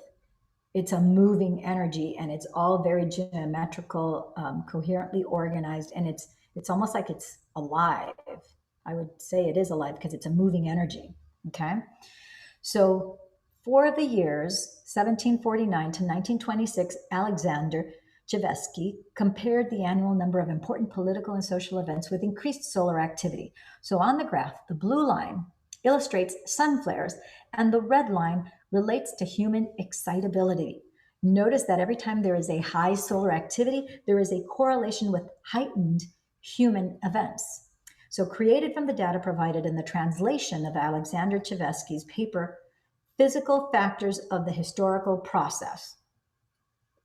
Graphics 15A and 15B demonstrate an increase in the collective energy of the room over 3 days in our advanced workshops. So for the first line in red is our baseline measurement, and it shows the room's energy before the start of the event on Wednesday. So as you look at the red, blue, green, and brown lines, each color representing a different day, you'll see that each day the energy steadily increases. In graphics 15C and 15D, the same color scale applies. However, these measurements reflect specific time intervals during each day's morning meditations. Graphic 15D. So you don't have to be perfect to do this work. Okay, so I want to pause here for a second. Yes, one of the things that is absolutely magical and amazing is that we do morning walk meditations. We are actually in the monastery at 3:30 in the morning, because the doors open at 3:30 and we start precisely at 4 o'clock in the morning to do our walking meditations. And we are given specific instruction. The instruction always builds from the previous information and the previous things that we've learned the day before. So, and you can do and we do the walking meditation starting from early in the morning, and we do a sunrise meditation that starts at 4 o'clock in the morning, and we also do a sunset meditation later in the day as well, they're all incredible. The reason why we start them at 4 o'clock in the morning is that our melatonin levels are at its highest between 1 a.m. and 4 a.m. in the morning. And because we want to take advantage of the fact that melatonin levels are highest at about 4 o'clock in the morning, we want to take advantage of that gateway where it's the easiest to step into the theta state, because your brain, when you first wake up, it's in theta state. And if you do it at 4 in the morning, when your melatonin levels are at its absolute highest point now it's going to be much easier for you to get into the theta state. Truth be told, once you get deeper and deeper, and all I mean by deeper is more practice, as you choose to do the meditations every day, and you begin to do meditations at least twice a day or more, whether it's a short meditation or a long meditation. I'd say the longer the better, but I've had meditations that are 3 minutes long and have been spectacular from a 3D experience, because what I meditated for manifested in less than 15 minutes. So there's no such thing as a bad meditation, is what Dr. Joe says, and what I say too. He says it, and I say it, and a lot of my other fellow mystics from all over the globe will say the exact same thing, not just parroting what Dr. Joe says, but from a self-experience perspective. We will say, and we agree that yes, there's no such thing as a bad meditation. All of them are good. All of them are good. Even when you perceive that nothing is happening and you think, when I say I used to call them flat, because it was revealed to me in a meditation those meditations that I thought, wow, the only benefit I got from that meditation was to walk away with a profound sense of peace and balance. And of course, you have mental clarity from that as well, which is that's a lot to get from a meditation. But I mean that it was flat in the sense that I didn't walk away with a mystical experience that wowed me, that was, you know, um, wisdom and knowledge that I was aware of, that was something was done to me or something was revealed to me. So from that perspective, I was languaging it as it being flat, which is kind of unfair, but that's how I was languaging it. But it was revealed to me that in those meditations, which I was perceiving them to be flat, they weren't flat. In fact, there's all sorts of information that's being downloaded to you when you have those flat meditations. When you perceive, you think, your thinking brain is thinking, it's like, well, I was just in blackness the whole time. I didn't feel anything. I didn't see any colors. I didn't smell anything. I didn't hear anything. I was just in blackness the whole time. I was kept on trying to manage, the negative thoughts, kept on trying to tell my ego to shut up, kept on, fending off fear, whatever the case might be. Guess what? Things are being downloaded to you despite that, because infinite source intelligence knows how to get around that. You may consciously not be aware of how to get around that yet, and you're still trying to struggle to manage that. But infinite source intelligence doesn't have to get around anything, and that's why somebody who broke their neck, has a steel rod in their neck, has been still suffering pain since that accident and since the surgery, can come into this type of practice, do the meditations, and have a mystical experience where they literally feel things being moved around and contorted. They have uncontrollable body movements, contortions. They feel all sorts of energy spiraling through their body up and down, and they can't control it. They can't stop it. It is really a quite bizarre feeling. And then after that, all their pain is gone.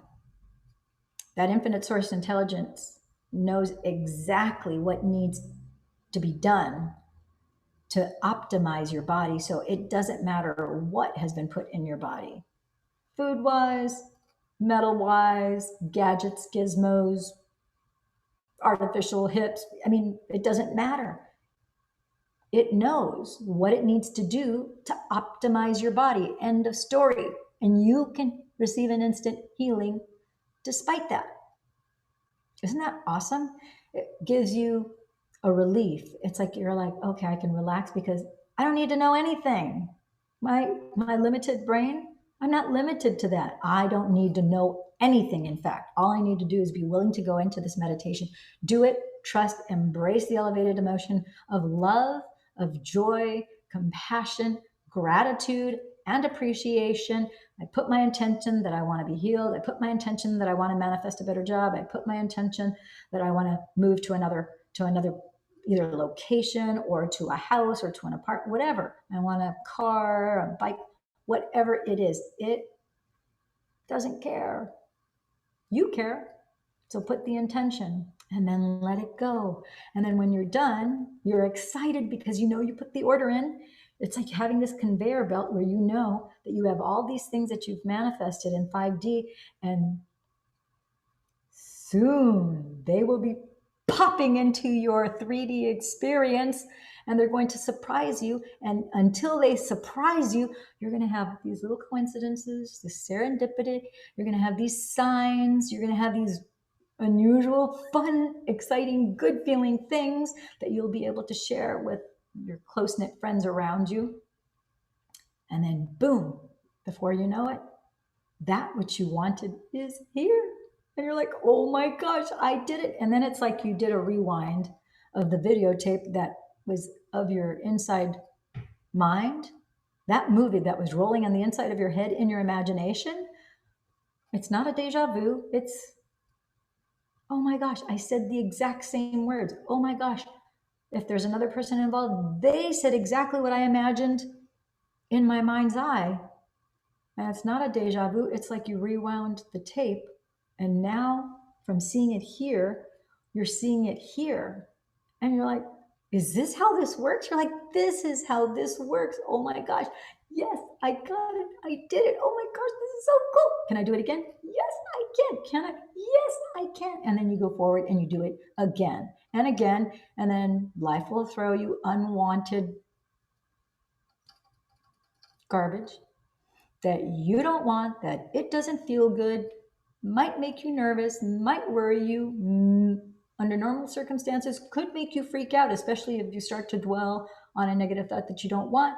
And in the moment that that unwanted thing presents itself before you, you're like, wait a minute. What the heck? This is impossible. Oh my gosh, this is scary. I got to slow my heart rate down. I got to slow down my breath. I got to slow down my brain waves. I need to start to continuously do that. I need to do my 10 long, deep breaths. I need to get into a walking meditation. I might even, maybe momentarily, I might need to close my eyes and do a meditation, or I might have to keep my eyes open and slow my breath, slow my heart rate, slow my brain down so I can get into theta, command my brain to go into theta so I can change the unwanted evidence that's in front of my eyes, change it into what I do want. That's polarity. It's showing you what you don't want so you can convert it now into what you do want. This is what it means to be an alchemist, to change base level metal into gold, from something that is not of use to you to something of use. And in fact, that unwanted situation is turning you from the lump of coal into the diamond that you are. Because without that challenge where you can prove to yourself that you can actually do this, that you can transmute that energy, that you can actually affect your outer environment, and that peace that you are now cultivating within you, you can bring it to outside of you, that you can take the energy waveforms. And by sheerly putting your focus and attention on it, you start to amass particles with the energy waveforms. And before you know it, you have enough particles where they're all particles, and poof, literally, it shows up into your 3D outer world experience. And ladies and gentlemen, when you start to do that, and God has a funny sense of humor, at least with me, he started to put them closer and closer together, where then I knew without a shadow of a doubt that anything that happened, I could use this meditative practice in order to change the unwanted into the wanted. So we left off at, you'll see that each day the energy steadily increases. And then you'll see the graphs comparing the energy of the morning meditations Wednesday, Thursday, Friday, Saturday, Cancun, Mexico, 2014. That Cancun, Mexico location is the monastery that I've attended. So, compliments of the HeartMath Institute, the top HRV graph represents incoherent heart rhythms as a result of feeling emotions like resentment, impatience, frustration. And the bottom HRV graph represents coherent heart rhythms as a result of feeling emotions like gratitude, appreciation, and kindness. So when our HRV is in a heart coherent pattern, and blood pressure, because such functions are beyond the domain of the conscious mind, not to mention the separation between voluntary and involuntary nervous systems. We now know, however, that you don't have to be a yogi or a mystic or to be able to master such skills. You just have to be, oh, I don't know, this looks kind of weird. You just have to be, and blood pressure. Oh, I'm sorry, there should be a period there. You just have to be, and blood pressure, because such functions are beyond the domain of the conscious mind, not to mention the separation between the voluntary and involuntary nervous systems. So we now know, however, that you don't have to be a yogi or a mystic to be able to master such skills. You just have to be supernatural, which can be learned.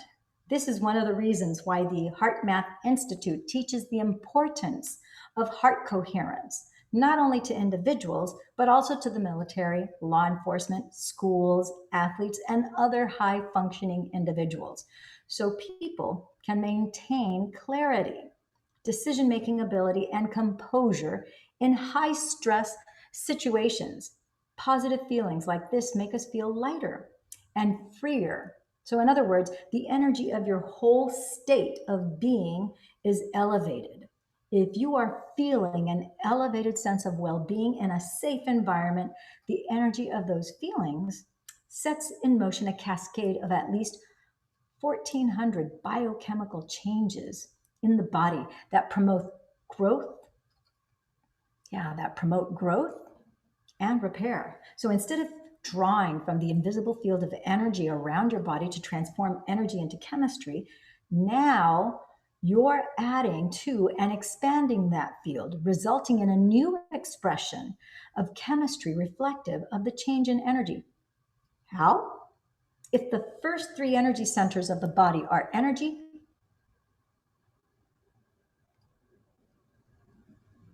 I'm sorry, you guys, I apologize.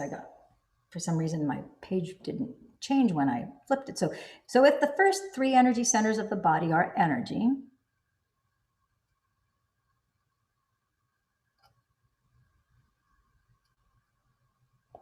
so if the first three energy centers of the body are energy, just like the focus beat of a drum that produces a measurable sound wave, the stronger the coherent rhythm of the heart, the more expanded your field becomes.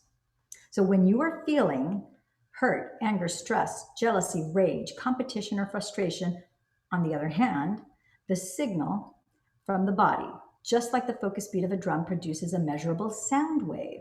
The stronger the coherent rhythm of the heart, the more expanded your field becomes. So when you're feeling hurt, anger, stress, jealousy, rage, competition, or frustration, on the other hand, the signal from the heart to the brain becomes incoherent. And this triggers the release of approximately 1,200 chemicals in the body equal to those feelings. So this chemical dump lasts about 90 seconds. I'm going to repeat that. This chemical dump lasts approximately 90 seconds to 2 minutes. In the short term, these stressful feelings are not harmful. In fact, if they're resolved, they improve your resilience. However, focus and attention on matter, your body, the environment, time, and of course, the source of your problems. Among HMI's most significant findings is that what we feel on a minute-to-minute, second-to-second basis influences the heart, and that our feelings and emotions are a key aspect of unlocking heart focus and attention. Okay? So, that second-to-second basis influences the heart, and our feelings and emotions are a key aspect of unlocking heart intelligence, because feelings and emotions are energies that emit powerful magnetic fields. The stronger the elevated feelings, the stronger the magnetic field. In fact, the heart produces the strongest magnetic field in the body, 5,000 times greater in strength than the field produced by the brain. So place your finger on your wrist and feel your pulse.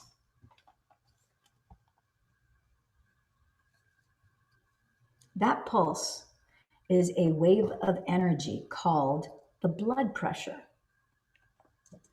It's a blood pressure wave, and it travels through your entire body, influencing everything, including brain function.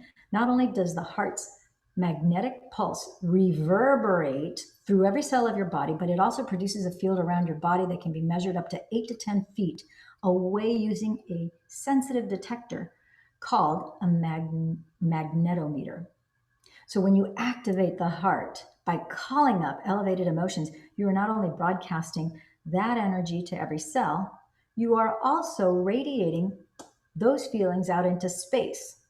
This is where the heart moves beyond biology and into physics. Using electroencephalograms, scientists at the HMI laboratory discovered that when the heart goes into coherence, the brain waves entrain with the heart's rhythm at a frequency of 0.10 hertz, and also that the synchronization between heart and brain is increased when the subject is in a heart coherent state. The coherence frequency of 0.10 hertz has been shown to be a state of optimum performance associated with increased access to our deeper intuition and internal guidance. Once the analytical mind is out of the way, the individual can move down the ladder of consciousness from alpha to theta to delta brainwaves, the state in which restorative functions in the body take place. So, coincidentally, we often see our students reporting profound mystical experiences in deep delta around 0.09 to zero point 0.10 hertz. 0.09 hertz is just a hundredth of a cycle per second off reported optimum coherence.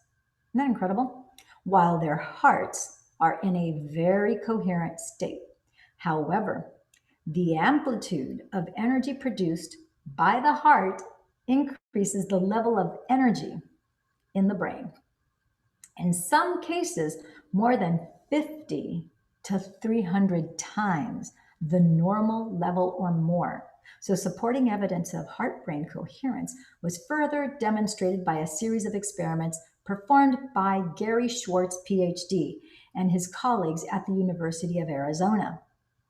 In their experiments, they found inexplicable communications between the heart and the brain that made no sense via neurological or other established communication pathways. So this discovery established the fact that energetic interactions between the heart and the brain exist through electromagnetic fields. So both examples point to the fact that when we focus our attention on our hearts and our emotions, the heart's beating acts as an amplifier. I find that incredible. So just the simple act of our heart and emotions, the heart's beating acts as an amplifier. So this increases the synchronization between our heart and our brain and creates coherence, not only in the physical organs, but also in the electromagnetic field surrounding the entire body. So also noteworthy is that right behind the breastbone sits a small gland called the thymus, which has an intimate connection with the heart center. So, as one of the main organs of the immune system, the thymus serves a vital role in the promotion of T cells, which defend the body from pathogens such as bacteria and virus. I'm going to stop right here. Donna Eden, another energy worker that does energy medicine for the last 30 years, she tells you to thump your thymus, just like this, every morning when you get up, because you want to activate the promotion of T cells. You want to activate those hormones. You want to activate your heart's coherence and electromagnetic field to connect to your brain. So all you do is thump, thump, thump, thump, thump, thump, thump, thump, thump, thump, thump, thump. 30 seconds, she says, is all it needs. If 30 seconds is good, 1 minute is better, I say. 1 minute is good, minute and a half is better. So thump, thump, thump away. That's why you see that Tarzan would beat his chest. He's beating his thymus gland to give him more energy. Okay, so the thymus gland functions optimally up to the onset of puberty, but it begins to shrink as we get older. Oh no, we don't want that, do we? Thump, thump, thump. As we get older because of natural decreases in the production of human growth hormone. Thump, thump, thump. I'm playing with you guys now. So as with many vital organs, the thymus is also prone to the negative effects of long-term stress. So when we're living in emergency mode for extended periods of time and diminish our vital energy field, all of our energy is directed outward to protect us from external threats, leaving little energy to protect us from internal threats. So eventually this leads to dysfunction of the immune system. It makes sense then that as the heart center becomes activated with energy by mobilizing the parasympathetic nervous system for growth and repair, the thymus gland should become more active as well, because now we're adding energy in that gland. Therefore, the thymus gland should also benefit from the practice of sustaining coherence within the body. aiding in the support of our immune system and the long-term health. You learned earlier in this book that in my own independent studies, when our students were able to feel and sustain gratitude and other elevated emotions for a total of 15 to 20 minutes per day for 4 days, the energy of those emotions signaled the immune cell genes to make a protein called immunoglobulin A, also known as IgA. The significant increase in IgA is a perfect example of one of the many positive cascading effects of the heart coherence. So, what all of this boils down to is that the quality of our heart's rhythm has consequences for our overall health. If the heart beats in harmonious rhythms, its efficiency reduces stress on other systems of the body, and it maximizes our energy and creates states whereby we thrive mentally, emotionally, and physically. So if there's a disharmony in our heart and our heart rhythms, the opposite is true. This incoherence leaves us with less energy available for healing and for maintaining health and long-term building projects, creating unrest within our internal states and putting increased stress on the heart and other organs. Heart attacks and heart disease, for example, occur when the body has been under stress for extended periods of time. When we intentionally choose elevated emotions, however, focusing less on disharmony and more on gratitude, our bodies respond positively and we enjoy improved health. So the next time you use an elevated emotion to tune in to your future and embrace those feelings before the event unfolds and feel gratitude and that the event has already occurred, just know that the worst thing that probably can happen to you is that you begin to heal the effects of chronic stress. So we live in a constant state of stress, and our heart becomes incoherent. And this stifles our ability to create. And in response to chaotic heart rhythms, the brain becomes very disintegrated and incoherent. And that incoherence is reflected in the two branches of the autonomic nervous system. If the parasympathetic system is the brake and the sympathetic system is the accelerator, when they are working in opposition, your body is receiving a message akin to stepping on the gas while your foot is on the brake. It doesn't take a significant amount of automotive knowledge to understand the ramifications of these opposing forces. So we wear out the brakes and put stress on the drivetrain, while the resistance wastes energy and reduces fuel efficiency. Eventually, this habituation of stress wears down the body, so much of it eliminates our ability to repair and maintain health, depleting our vitality and resilience. So, if resilience is based on energy efficient management, you may feel completely drained, out of sorts, and perhaps sick while under influence of chronic stress. The more addicted we become to these states of stress, the less likely we are to open our hearts, go within, and consciously create heart coherence. And experiments I had at my home in a rural area of Washington state serves as a good example. One November evening, I came home from work, parked my car as I always did, and began walking down the 40-yard path to my house. It was pitch black. About 30 yards from my front door, off to my right, I heard an ominous growl coming from behind some very large rocks. Immediately, I narrowed my focus on matter, something, and found myself thinking, what could be lurking in the darkness? I began searching in my mind, and then my environment for knowns from my past memory bank in order to predict my future. Could it be one of my dogs?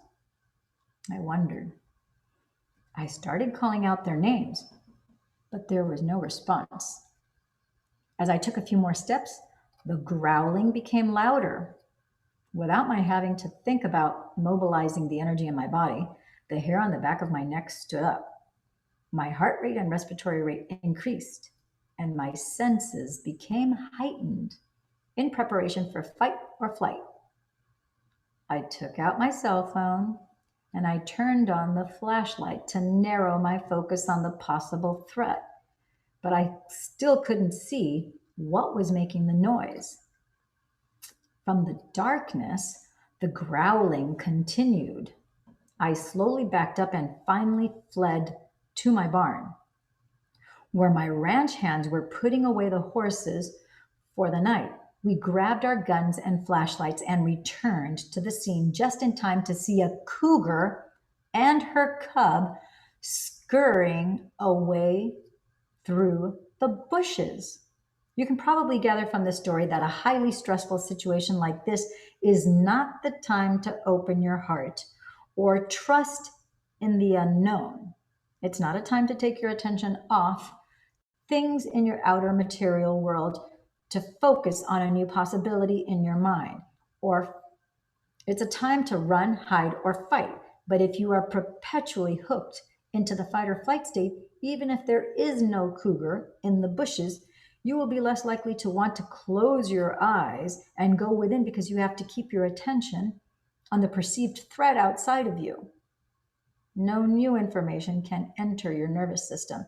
That is not equal to or relevant to the emotions that you are experiencing. So you can't program your body for a new destiny. So it makes you sense that the more you live addicted to the stress hormones in your normal life, the less likely you are to want to create, meditate, or open your heart and be vulnerable. The heart brain. So in 1991, the pioneering work of J. Andrew Armour, MD, PhD, he's a double doctorate, showed that the heart literally has a mind of its own with as many as 40,000 neurons. The heart has a nervous system that functions independently of the brain. The technical term coined for this system is the intrinsic cardiac nervous system, more commonly known as the heart brain. This discovery was so monumental that it led to a new field of science called neurocardiology. So when the heart moves into coherence, it acts as an amplifier, sending coherent information through its nervous pathways straight to the thalamus, which synchronizes the neocortex and the brain's survival centers. So the heart and the brain are connected by efferent, descending, and afferent, ascending, that's rising, pathways. So, however, 90% of the connecting nerve fibers ascend from the heart up to the brain. Armour uncovered that these direct afferent neural pathways continuously send signals and information that interacts with and modifies the activity in the brain's higher cognitive and emotional centers. These signals from the heart to the brain connect through the vagus nerve and continue straight to the thalamus, which synchronizes cortical activity such as thinking, perceiving, and understanding language. Then to the frontal lobes, responsible for motor functions and problem solving, and onto the brain's survival center, the amygdala, which signals emotional memory. The core cells of the amygdala even synchronize to the heart's beating. So see figure 7.2. This means that if your heart center is open, it's keeping your brain survival centers in check. It's possible then that the more heart centered you are, the less likely you will react to stressors in your life. The reverse is also true. The less energy you have in your heart and your heart center, and the more likely you will be living in survival mode. So this tells us that our feelings and heart rhythms affect what emotional memories and responses transpire in us. So stress and anxiety can trigger brainwave patterns to match an anxiety habit of the past. So conversely, just like a computer that matches patterns, elevated emotions of the heart can produce coherence in brainwave patterns. So if you're summoning the feelings of your future by creating elevated states, your brain is beginning to lay the neural networks for those future emotions or that new destiny. So Armour's discovery of the afferent neural pathways from the heart to the brain proves that the heart independently processes emotions, responds directly to the environment, and regulates its rhythms without receiving information from the brain. Isn't that incredible? Without receiving information from the brain. Isn't that something else? That's because the heart and the ANS always work together. Also noteworthy is that the nerves facilitating the communication enable the heart to sense, remember, self-regulate, and make decisions about cardiac control independent of the nervous system. So to put it simply, emotions and feelings originating in the heart play an important role in the way we think, process information, feel, and understand the world and our place in it. Once the heart center is activated, it acts as an amplifier to jumpstart the brain, enhance its activity, and create balance, order, and coherence throughout the body. And now I'm excited because we're going to be reading about the living heart centered. So, living heart centered.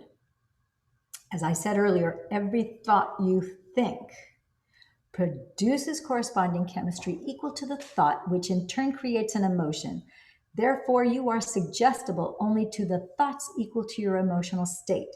We now know that when our students are in heart centered and feel more wholeness and oneness, they're less separate from their dreams. And when they feel gratitude, abundance, freedom, or love, all those emotions welcome corresponding thoughts.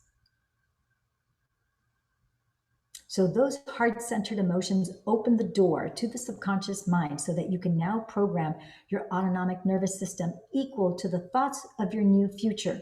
We also know that if they live in the feeling of fear or lack, but try to think they're abundant, they can't produce a measurable effect because change can only happen when thoughts are in alignment with the emotional state of the body. They can think positively all they want, but without a corresponding feeling or emotion equal to the thought, the message cannot be felt or understood throughout the rest of the body. So you could repeat the affirmation, I am fearless, until you're blue in the face. But if it's fear you're actually feeling, the thought, I am fearless, never makes it past the brainstem, which means you're not signaling the body and the ANS into a new specific destiny. The feeling is what produces the emotional charge. It's the energy to stimulate your ANS into a different destiny. So without the feeling, a disconnect remains between your brain and the rest of your body, between the thought of health and the feeling of health, and you can't embody that new state of being. I want to read that again. Without the feeling, a disconnect remains between your brain and the rest of your body, between the thought of health and the feeling of health. And you can't embody that new state of being. So it's only when you change your energy that you can produce more consistent effects if you sustain these elevated emotions on a daily basis. Eventually, your body, in its innate intelligence, begins to make relative genetic changes in the way I described earlier. That's because the body believes that the emotion you are embracing is coming from an experience in your environment. So when you open your heart, center, and practice feeling an emotion before the experience occurs and marry it with a clear intention, the body responds as if it's in the future experience. That heart mind coherence then influences your entire body's chemistry and energy in a series of ways. So if coherence between the heart and the brain can originate in the heart and their synchronization results in optimal performance and health, then you should be taking time every day to focus on activating your heart center. by intentionally choosing to feel the elevated emotions of your heart rather than waiting for something outside of yourself to elicit those emotions, you become who you are truly meant to be, a heart empowered individual. When you're living by the heart, you naturally choose love.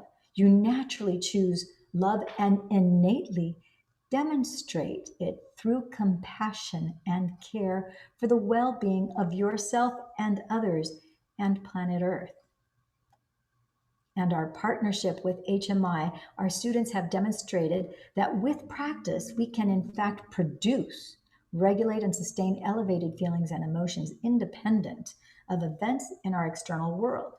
In our workshops around the world, through the practice of regulating heart rhythms to sustain elevated emotions, we teach our students how to generate heart and brain coherence. We then measure their abilities using HRV monitors during guided meditations, and we ask our students to surrender to the feelings of gratitude, joy, love, and we encourage daily practice outside of formal instruction because when one chooses to practice sitting in a state of coherence, it becomes a habit. I hope that with enough practice, our students can, in fact, replace old mental scripts of feeling unworthy, fearful, or insecure with more elevated states of being and falling deeply in love with their lives. We've seen enough of them demonstrated that this is indeed possible to produce positive, measurable, tangible effects in their lives simply by shifting the paradigm of their thoughts and feelings. These dedicated individuals return to their homes where the positive effects they produce in their own lives ripple out to positively affect their families, their communities, continuously expanding their vibrational frequency of harmony and coherence throughout the world. By repeatedly practicing and the regulation of heightened emotional states in the time, the constant feeling of elevated emotion creates a new emotional baseline. So now that baseline is elevated. So this baseline then begins to continuously influence a new set of thoughts equal to the heightened feelings. The summation of those novel thoughts creates a new level of mind, which then produces more corresponding emotions equal to those thoughts, further sustaining that baseline. So when this feedback loop between heart and body, mind and brain occurs, you are in an entirely new state of being and of consciousness, of the unlimited mind, and the energy of profound love and gratitude ensues. So, the repetition of this process is what it means to recondition your body, rewire your brain, and reconfigure your biology equal to your new state of being. Now you are naturally, automatically, and regularly broadcasting a different electromagnetic signature of energy into the field. This is who you are or who you have become. Countless history books could be written through the lens of incoherent emotions, whether the result is a Shakespearean tragedy, genocide, or war. Survival emotions such as blame, hate, rage, competition, retribution have resulted in an endless unnecessary trail of pain, suffering, emotion, and death. The results have caused humans to live in opposition and conflict rather than in peace and in harmony. This is a time in history when we can break that cycle. This is pivotal moment in the story of humanity where ancient wisdom and modern science, so the ancient wisdom and modern science are intersected. They're intersecting to provide us with the technology and scientific understanding to learn not only how to more efficiently and effectively manage our emotions, Oh my gosh, that scared me. To manage our emotions, but also what that means for our health, relationships, energy levels, and personal and collective evolution.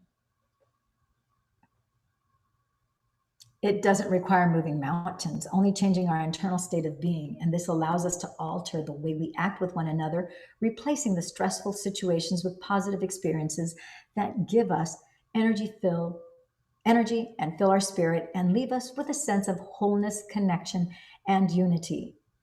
The brain may think, but when you turn your heart into an instrument of perception, it knows. Okay, I'm just going to pause here a second because I need to apparently connect. I need to connect this device so that we don't lose juice during this broadcast.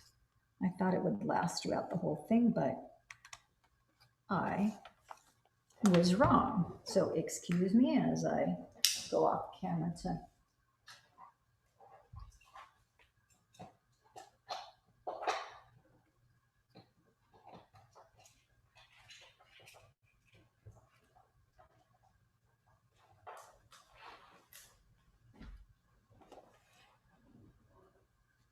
Okay. So, examples from our workshops. To see an example of how heart coherence creates brain coherence, take a look at graphics 8A and 8B. In the color insert, I keep on catching little green orbs. Very interesting. So,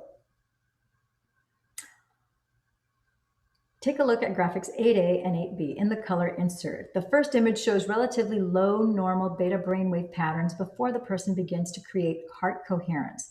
The second image shows a significant change once the person moves into a sustained heart coherence just a few seconds later.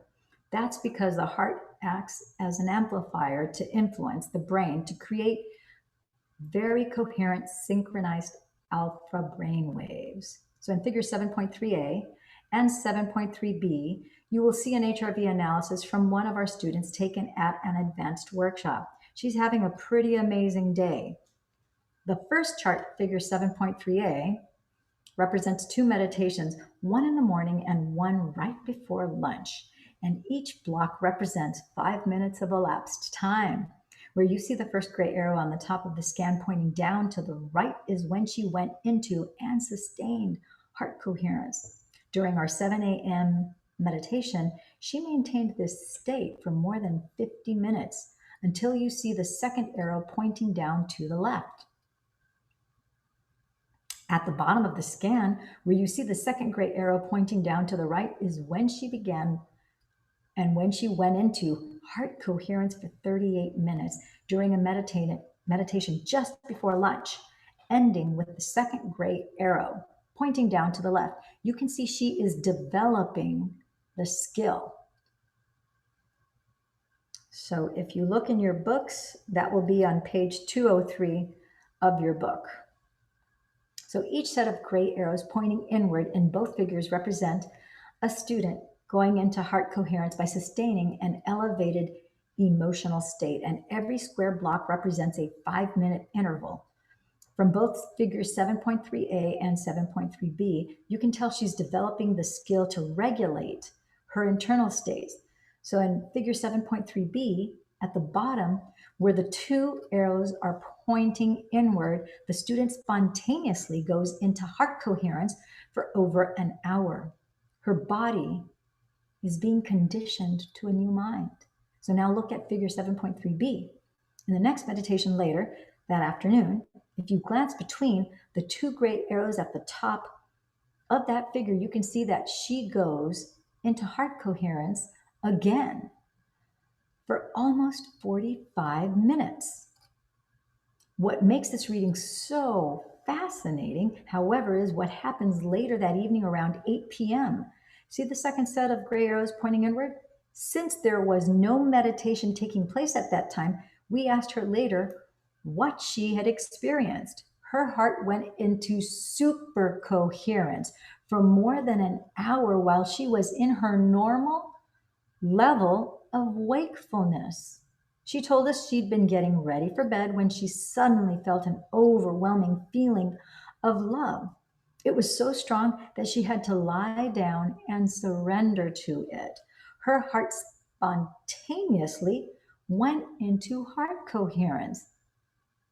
And for an hour and 10 minutes while she lay on her bed, she fell deeply in love with her life.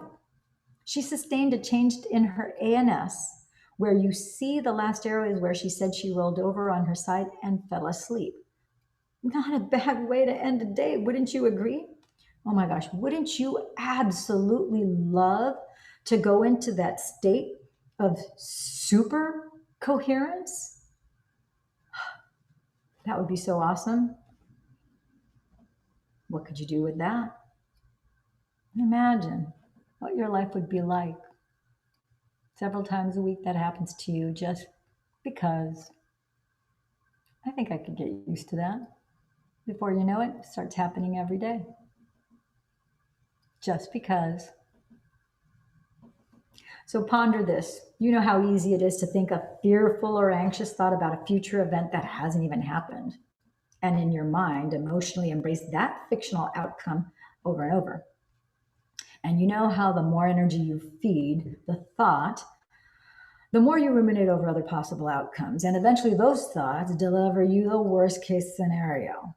It's the emotions that are driving those thoughts. You've conditioned your body to be the mind in fear and anxiety. So if this continues over a long period of time, your body may have a panic attack, an autonomic, spontaneous body function that your conscious mind can't control. That's what anxiety attack, panic attacks are. It's got to be miserable. But what if instead of conditioning the body to the mind of fear and anxiety, you experience sustained elevated emotions and conditioned your body to the mind of love and coherence? Instead of being afraid and dreading that a panic attack is going to happen again, you'd get excited and look forward to the prospect of having an autonomic love attack. Figure 7.4 shows 3 more examples of students who were able to sustain heart coherence for extended periods of time. And if you look closely, you'll see that their hearts are all responding to a consistent state of elevated emotions for at least 45 minutes. That is, their bodies are responding to a new mind. I'd say that's pretty supernatural. So figure 7.5a and 7.5b demonstrate 2 examples of people with very poor heart rate variability, noted with 2 sets of black arrows pointing upward. In the natural waking state, take a look at the changes in heart rate variability when they practice heart coherence, shown in the area between the gray arrows pointing inward. Even if it's only for 8 to 15 minutes, these students are changing their biology. Heart coherence meditation. This meditation is based on the heart lock in technique developed by HMI. So this is a technique that was actually developed by the Heart Math Institute.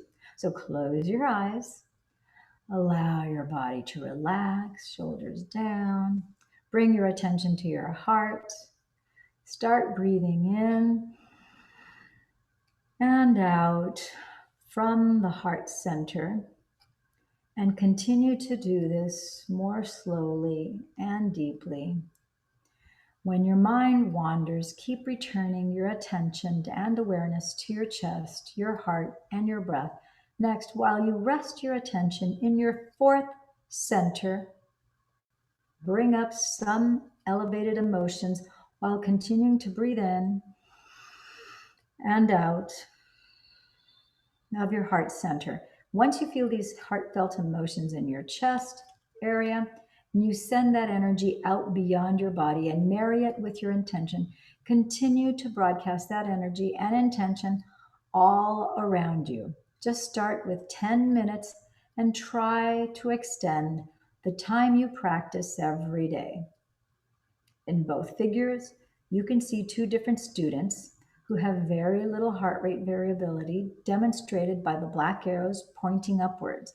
However, when it comes time to open their hearts, if you look between the two gray arrows, you will see a significant change, even if it's just for 8 to 15 minutes. They are changing their physiology. Eventually, when you come to know what it feels like in your body to experience these elevated emotions, you can practice throughout your day with your eyes open. You'll learn more about how to do this in Chapter 9, the walking meditation. You might even set a reminder on your phone 4 times a day, and when it goes off, take a minute or two to feel those elevated emotions. So let's take a second or two or three and feel the elevated emotion of gratitude and appreciation that we are able to be in this space and time, in this now, where we are able to virtually connect from anywhere on the globe. We are able to, you and I, come in contact where we are able to read, review, apply, and discuss this information and experience this in the now. We're able to, in the future, go back and rewind and re-listen to it, reapply it, relearn it at a deeper level, integrate it into our bodies and into our psyches and into our etheric energy bodies, and feel the feelings as we are in deep gratitude and we open our hearts to open up our heart intelligence so that we can connect to it, we can hear, perceive, feel, know it, and have heart and brain coherence in a way that we didn't even know was possible before. And now we are whole, we are connected, we are one. We are one with the one, and we are the one. And we are whole and we are complete. And we are now using our free will to embrace who we truly are, which is perfect love, unconditional love, independent of any conditions inside of us or outside of us. Because inside we are whole, we are complete, we are embracing love, and we are now the master. We've told the ego, you are not my amigo. We're going to lock you up in the basement from this point forward. You are there now. For contrast, we're taking the jewels of wisdom that we learned from our interaction with you. We recognize who you are, and now you use your brain as your servant, and you are the master, and now you are commanding it. You are giving it the orders. You know how to set that intention, how to add that elevated emotion, and then seal that elevated emotion with love, with gratitude and appreciation as you finish your practice. And then you come back when you know that you're ready. And you can set the intention every time you do a meditation that deeper and deeper with every breath that you take, with every beat of your heart, that your heart, your mind, your soul, your brain, you're going to go into a deeper trance state, in a deeper place of consciousness, to get into that whole state where you can embrace the unexpected, you can embrace the unknown, and you can change those wave energy forms into particle. And little by little, you'll have the wave energy forms and the particles starting to come into being. And now you have 1 particle, 2 particle, 4 particles, 8 particles, 16, 32, 1,000, boom, until you have a sign that shows you that you connected to the divine in your previous meditation. And boom, an even bigger boom is when it manifests into 3D reality. Life really is a beautiful thing. It really is. I want to thank you for tuning in, tapping in, turning on to this broadcast today. Whenever it is that you are watching it, it is the divine appointed time for you to watch it in this moment, whether it's today, a day, a week, a month, a year, or years later. It's perfect timing. It's right on time, at the right place with the right person. No accidents. No accidents. Only coincidences. What I like to call God incidences. Thank you for tuning in. That concludes chapter 7. If you hit the like button and hit the bell button, you will be notified when the next chapter is uploaded to the YouTube channel. So I will be posting this to my YouTube channel. And if you ever want an easy way to get to my YouTube channel is just go to damelillianwalker.com and it'll take you straight to Love and Money Secrets TV. So thank you for tuning in, tapping and turning on. Peace and love always, and namaste. Ciao for now.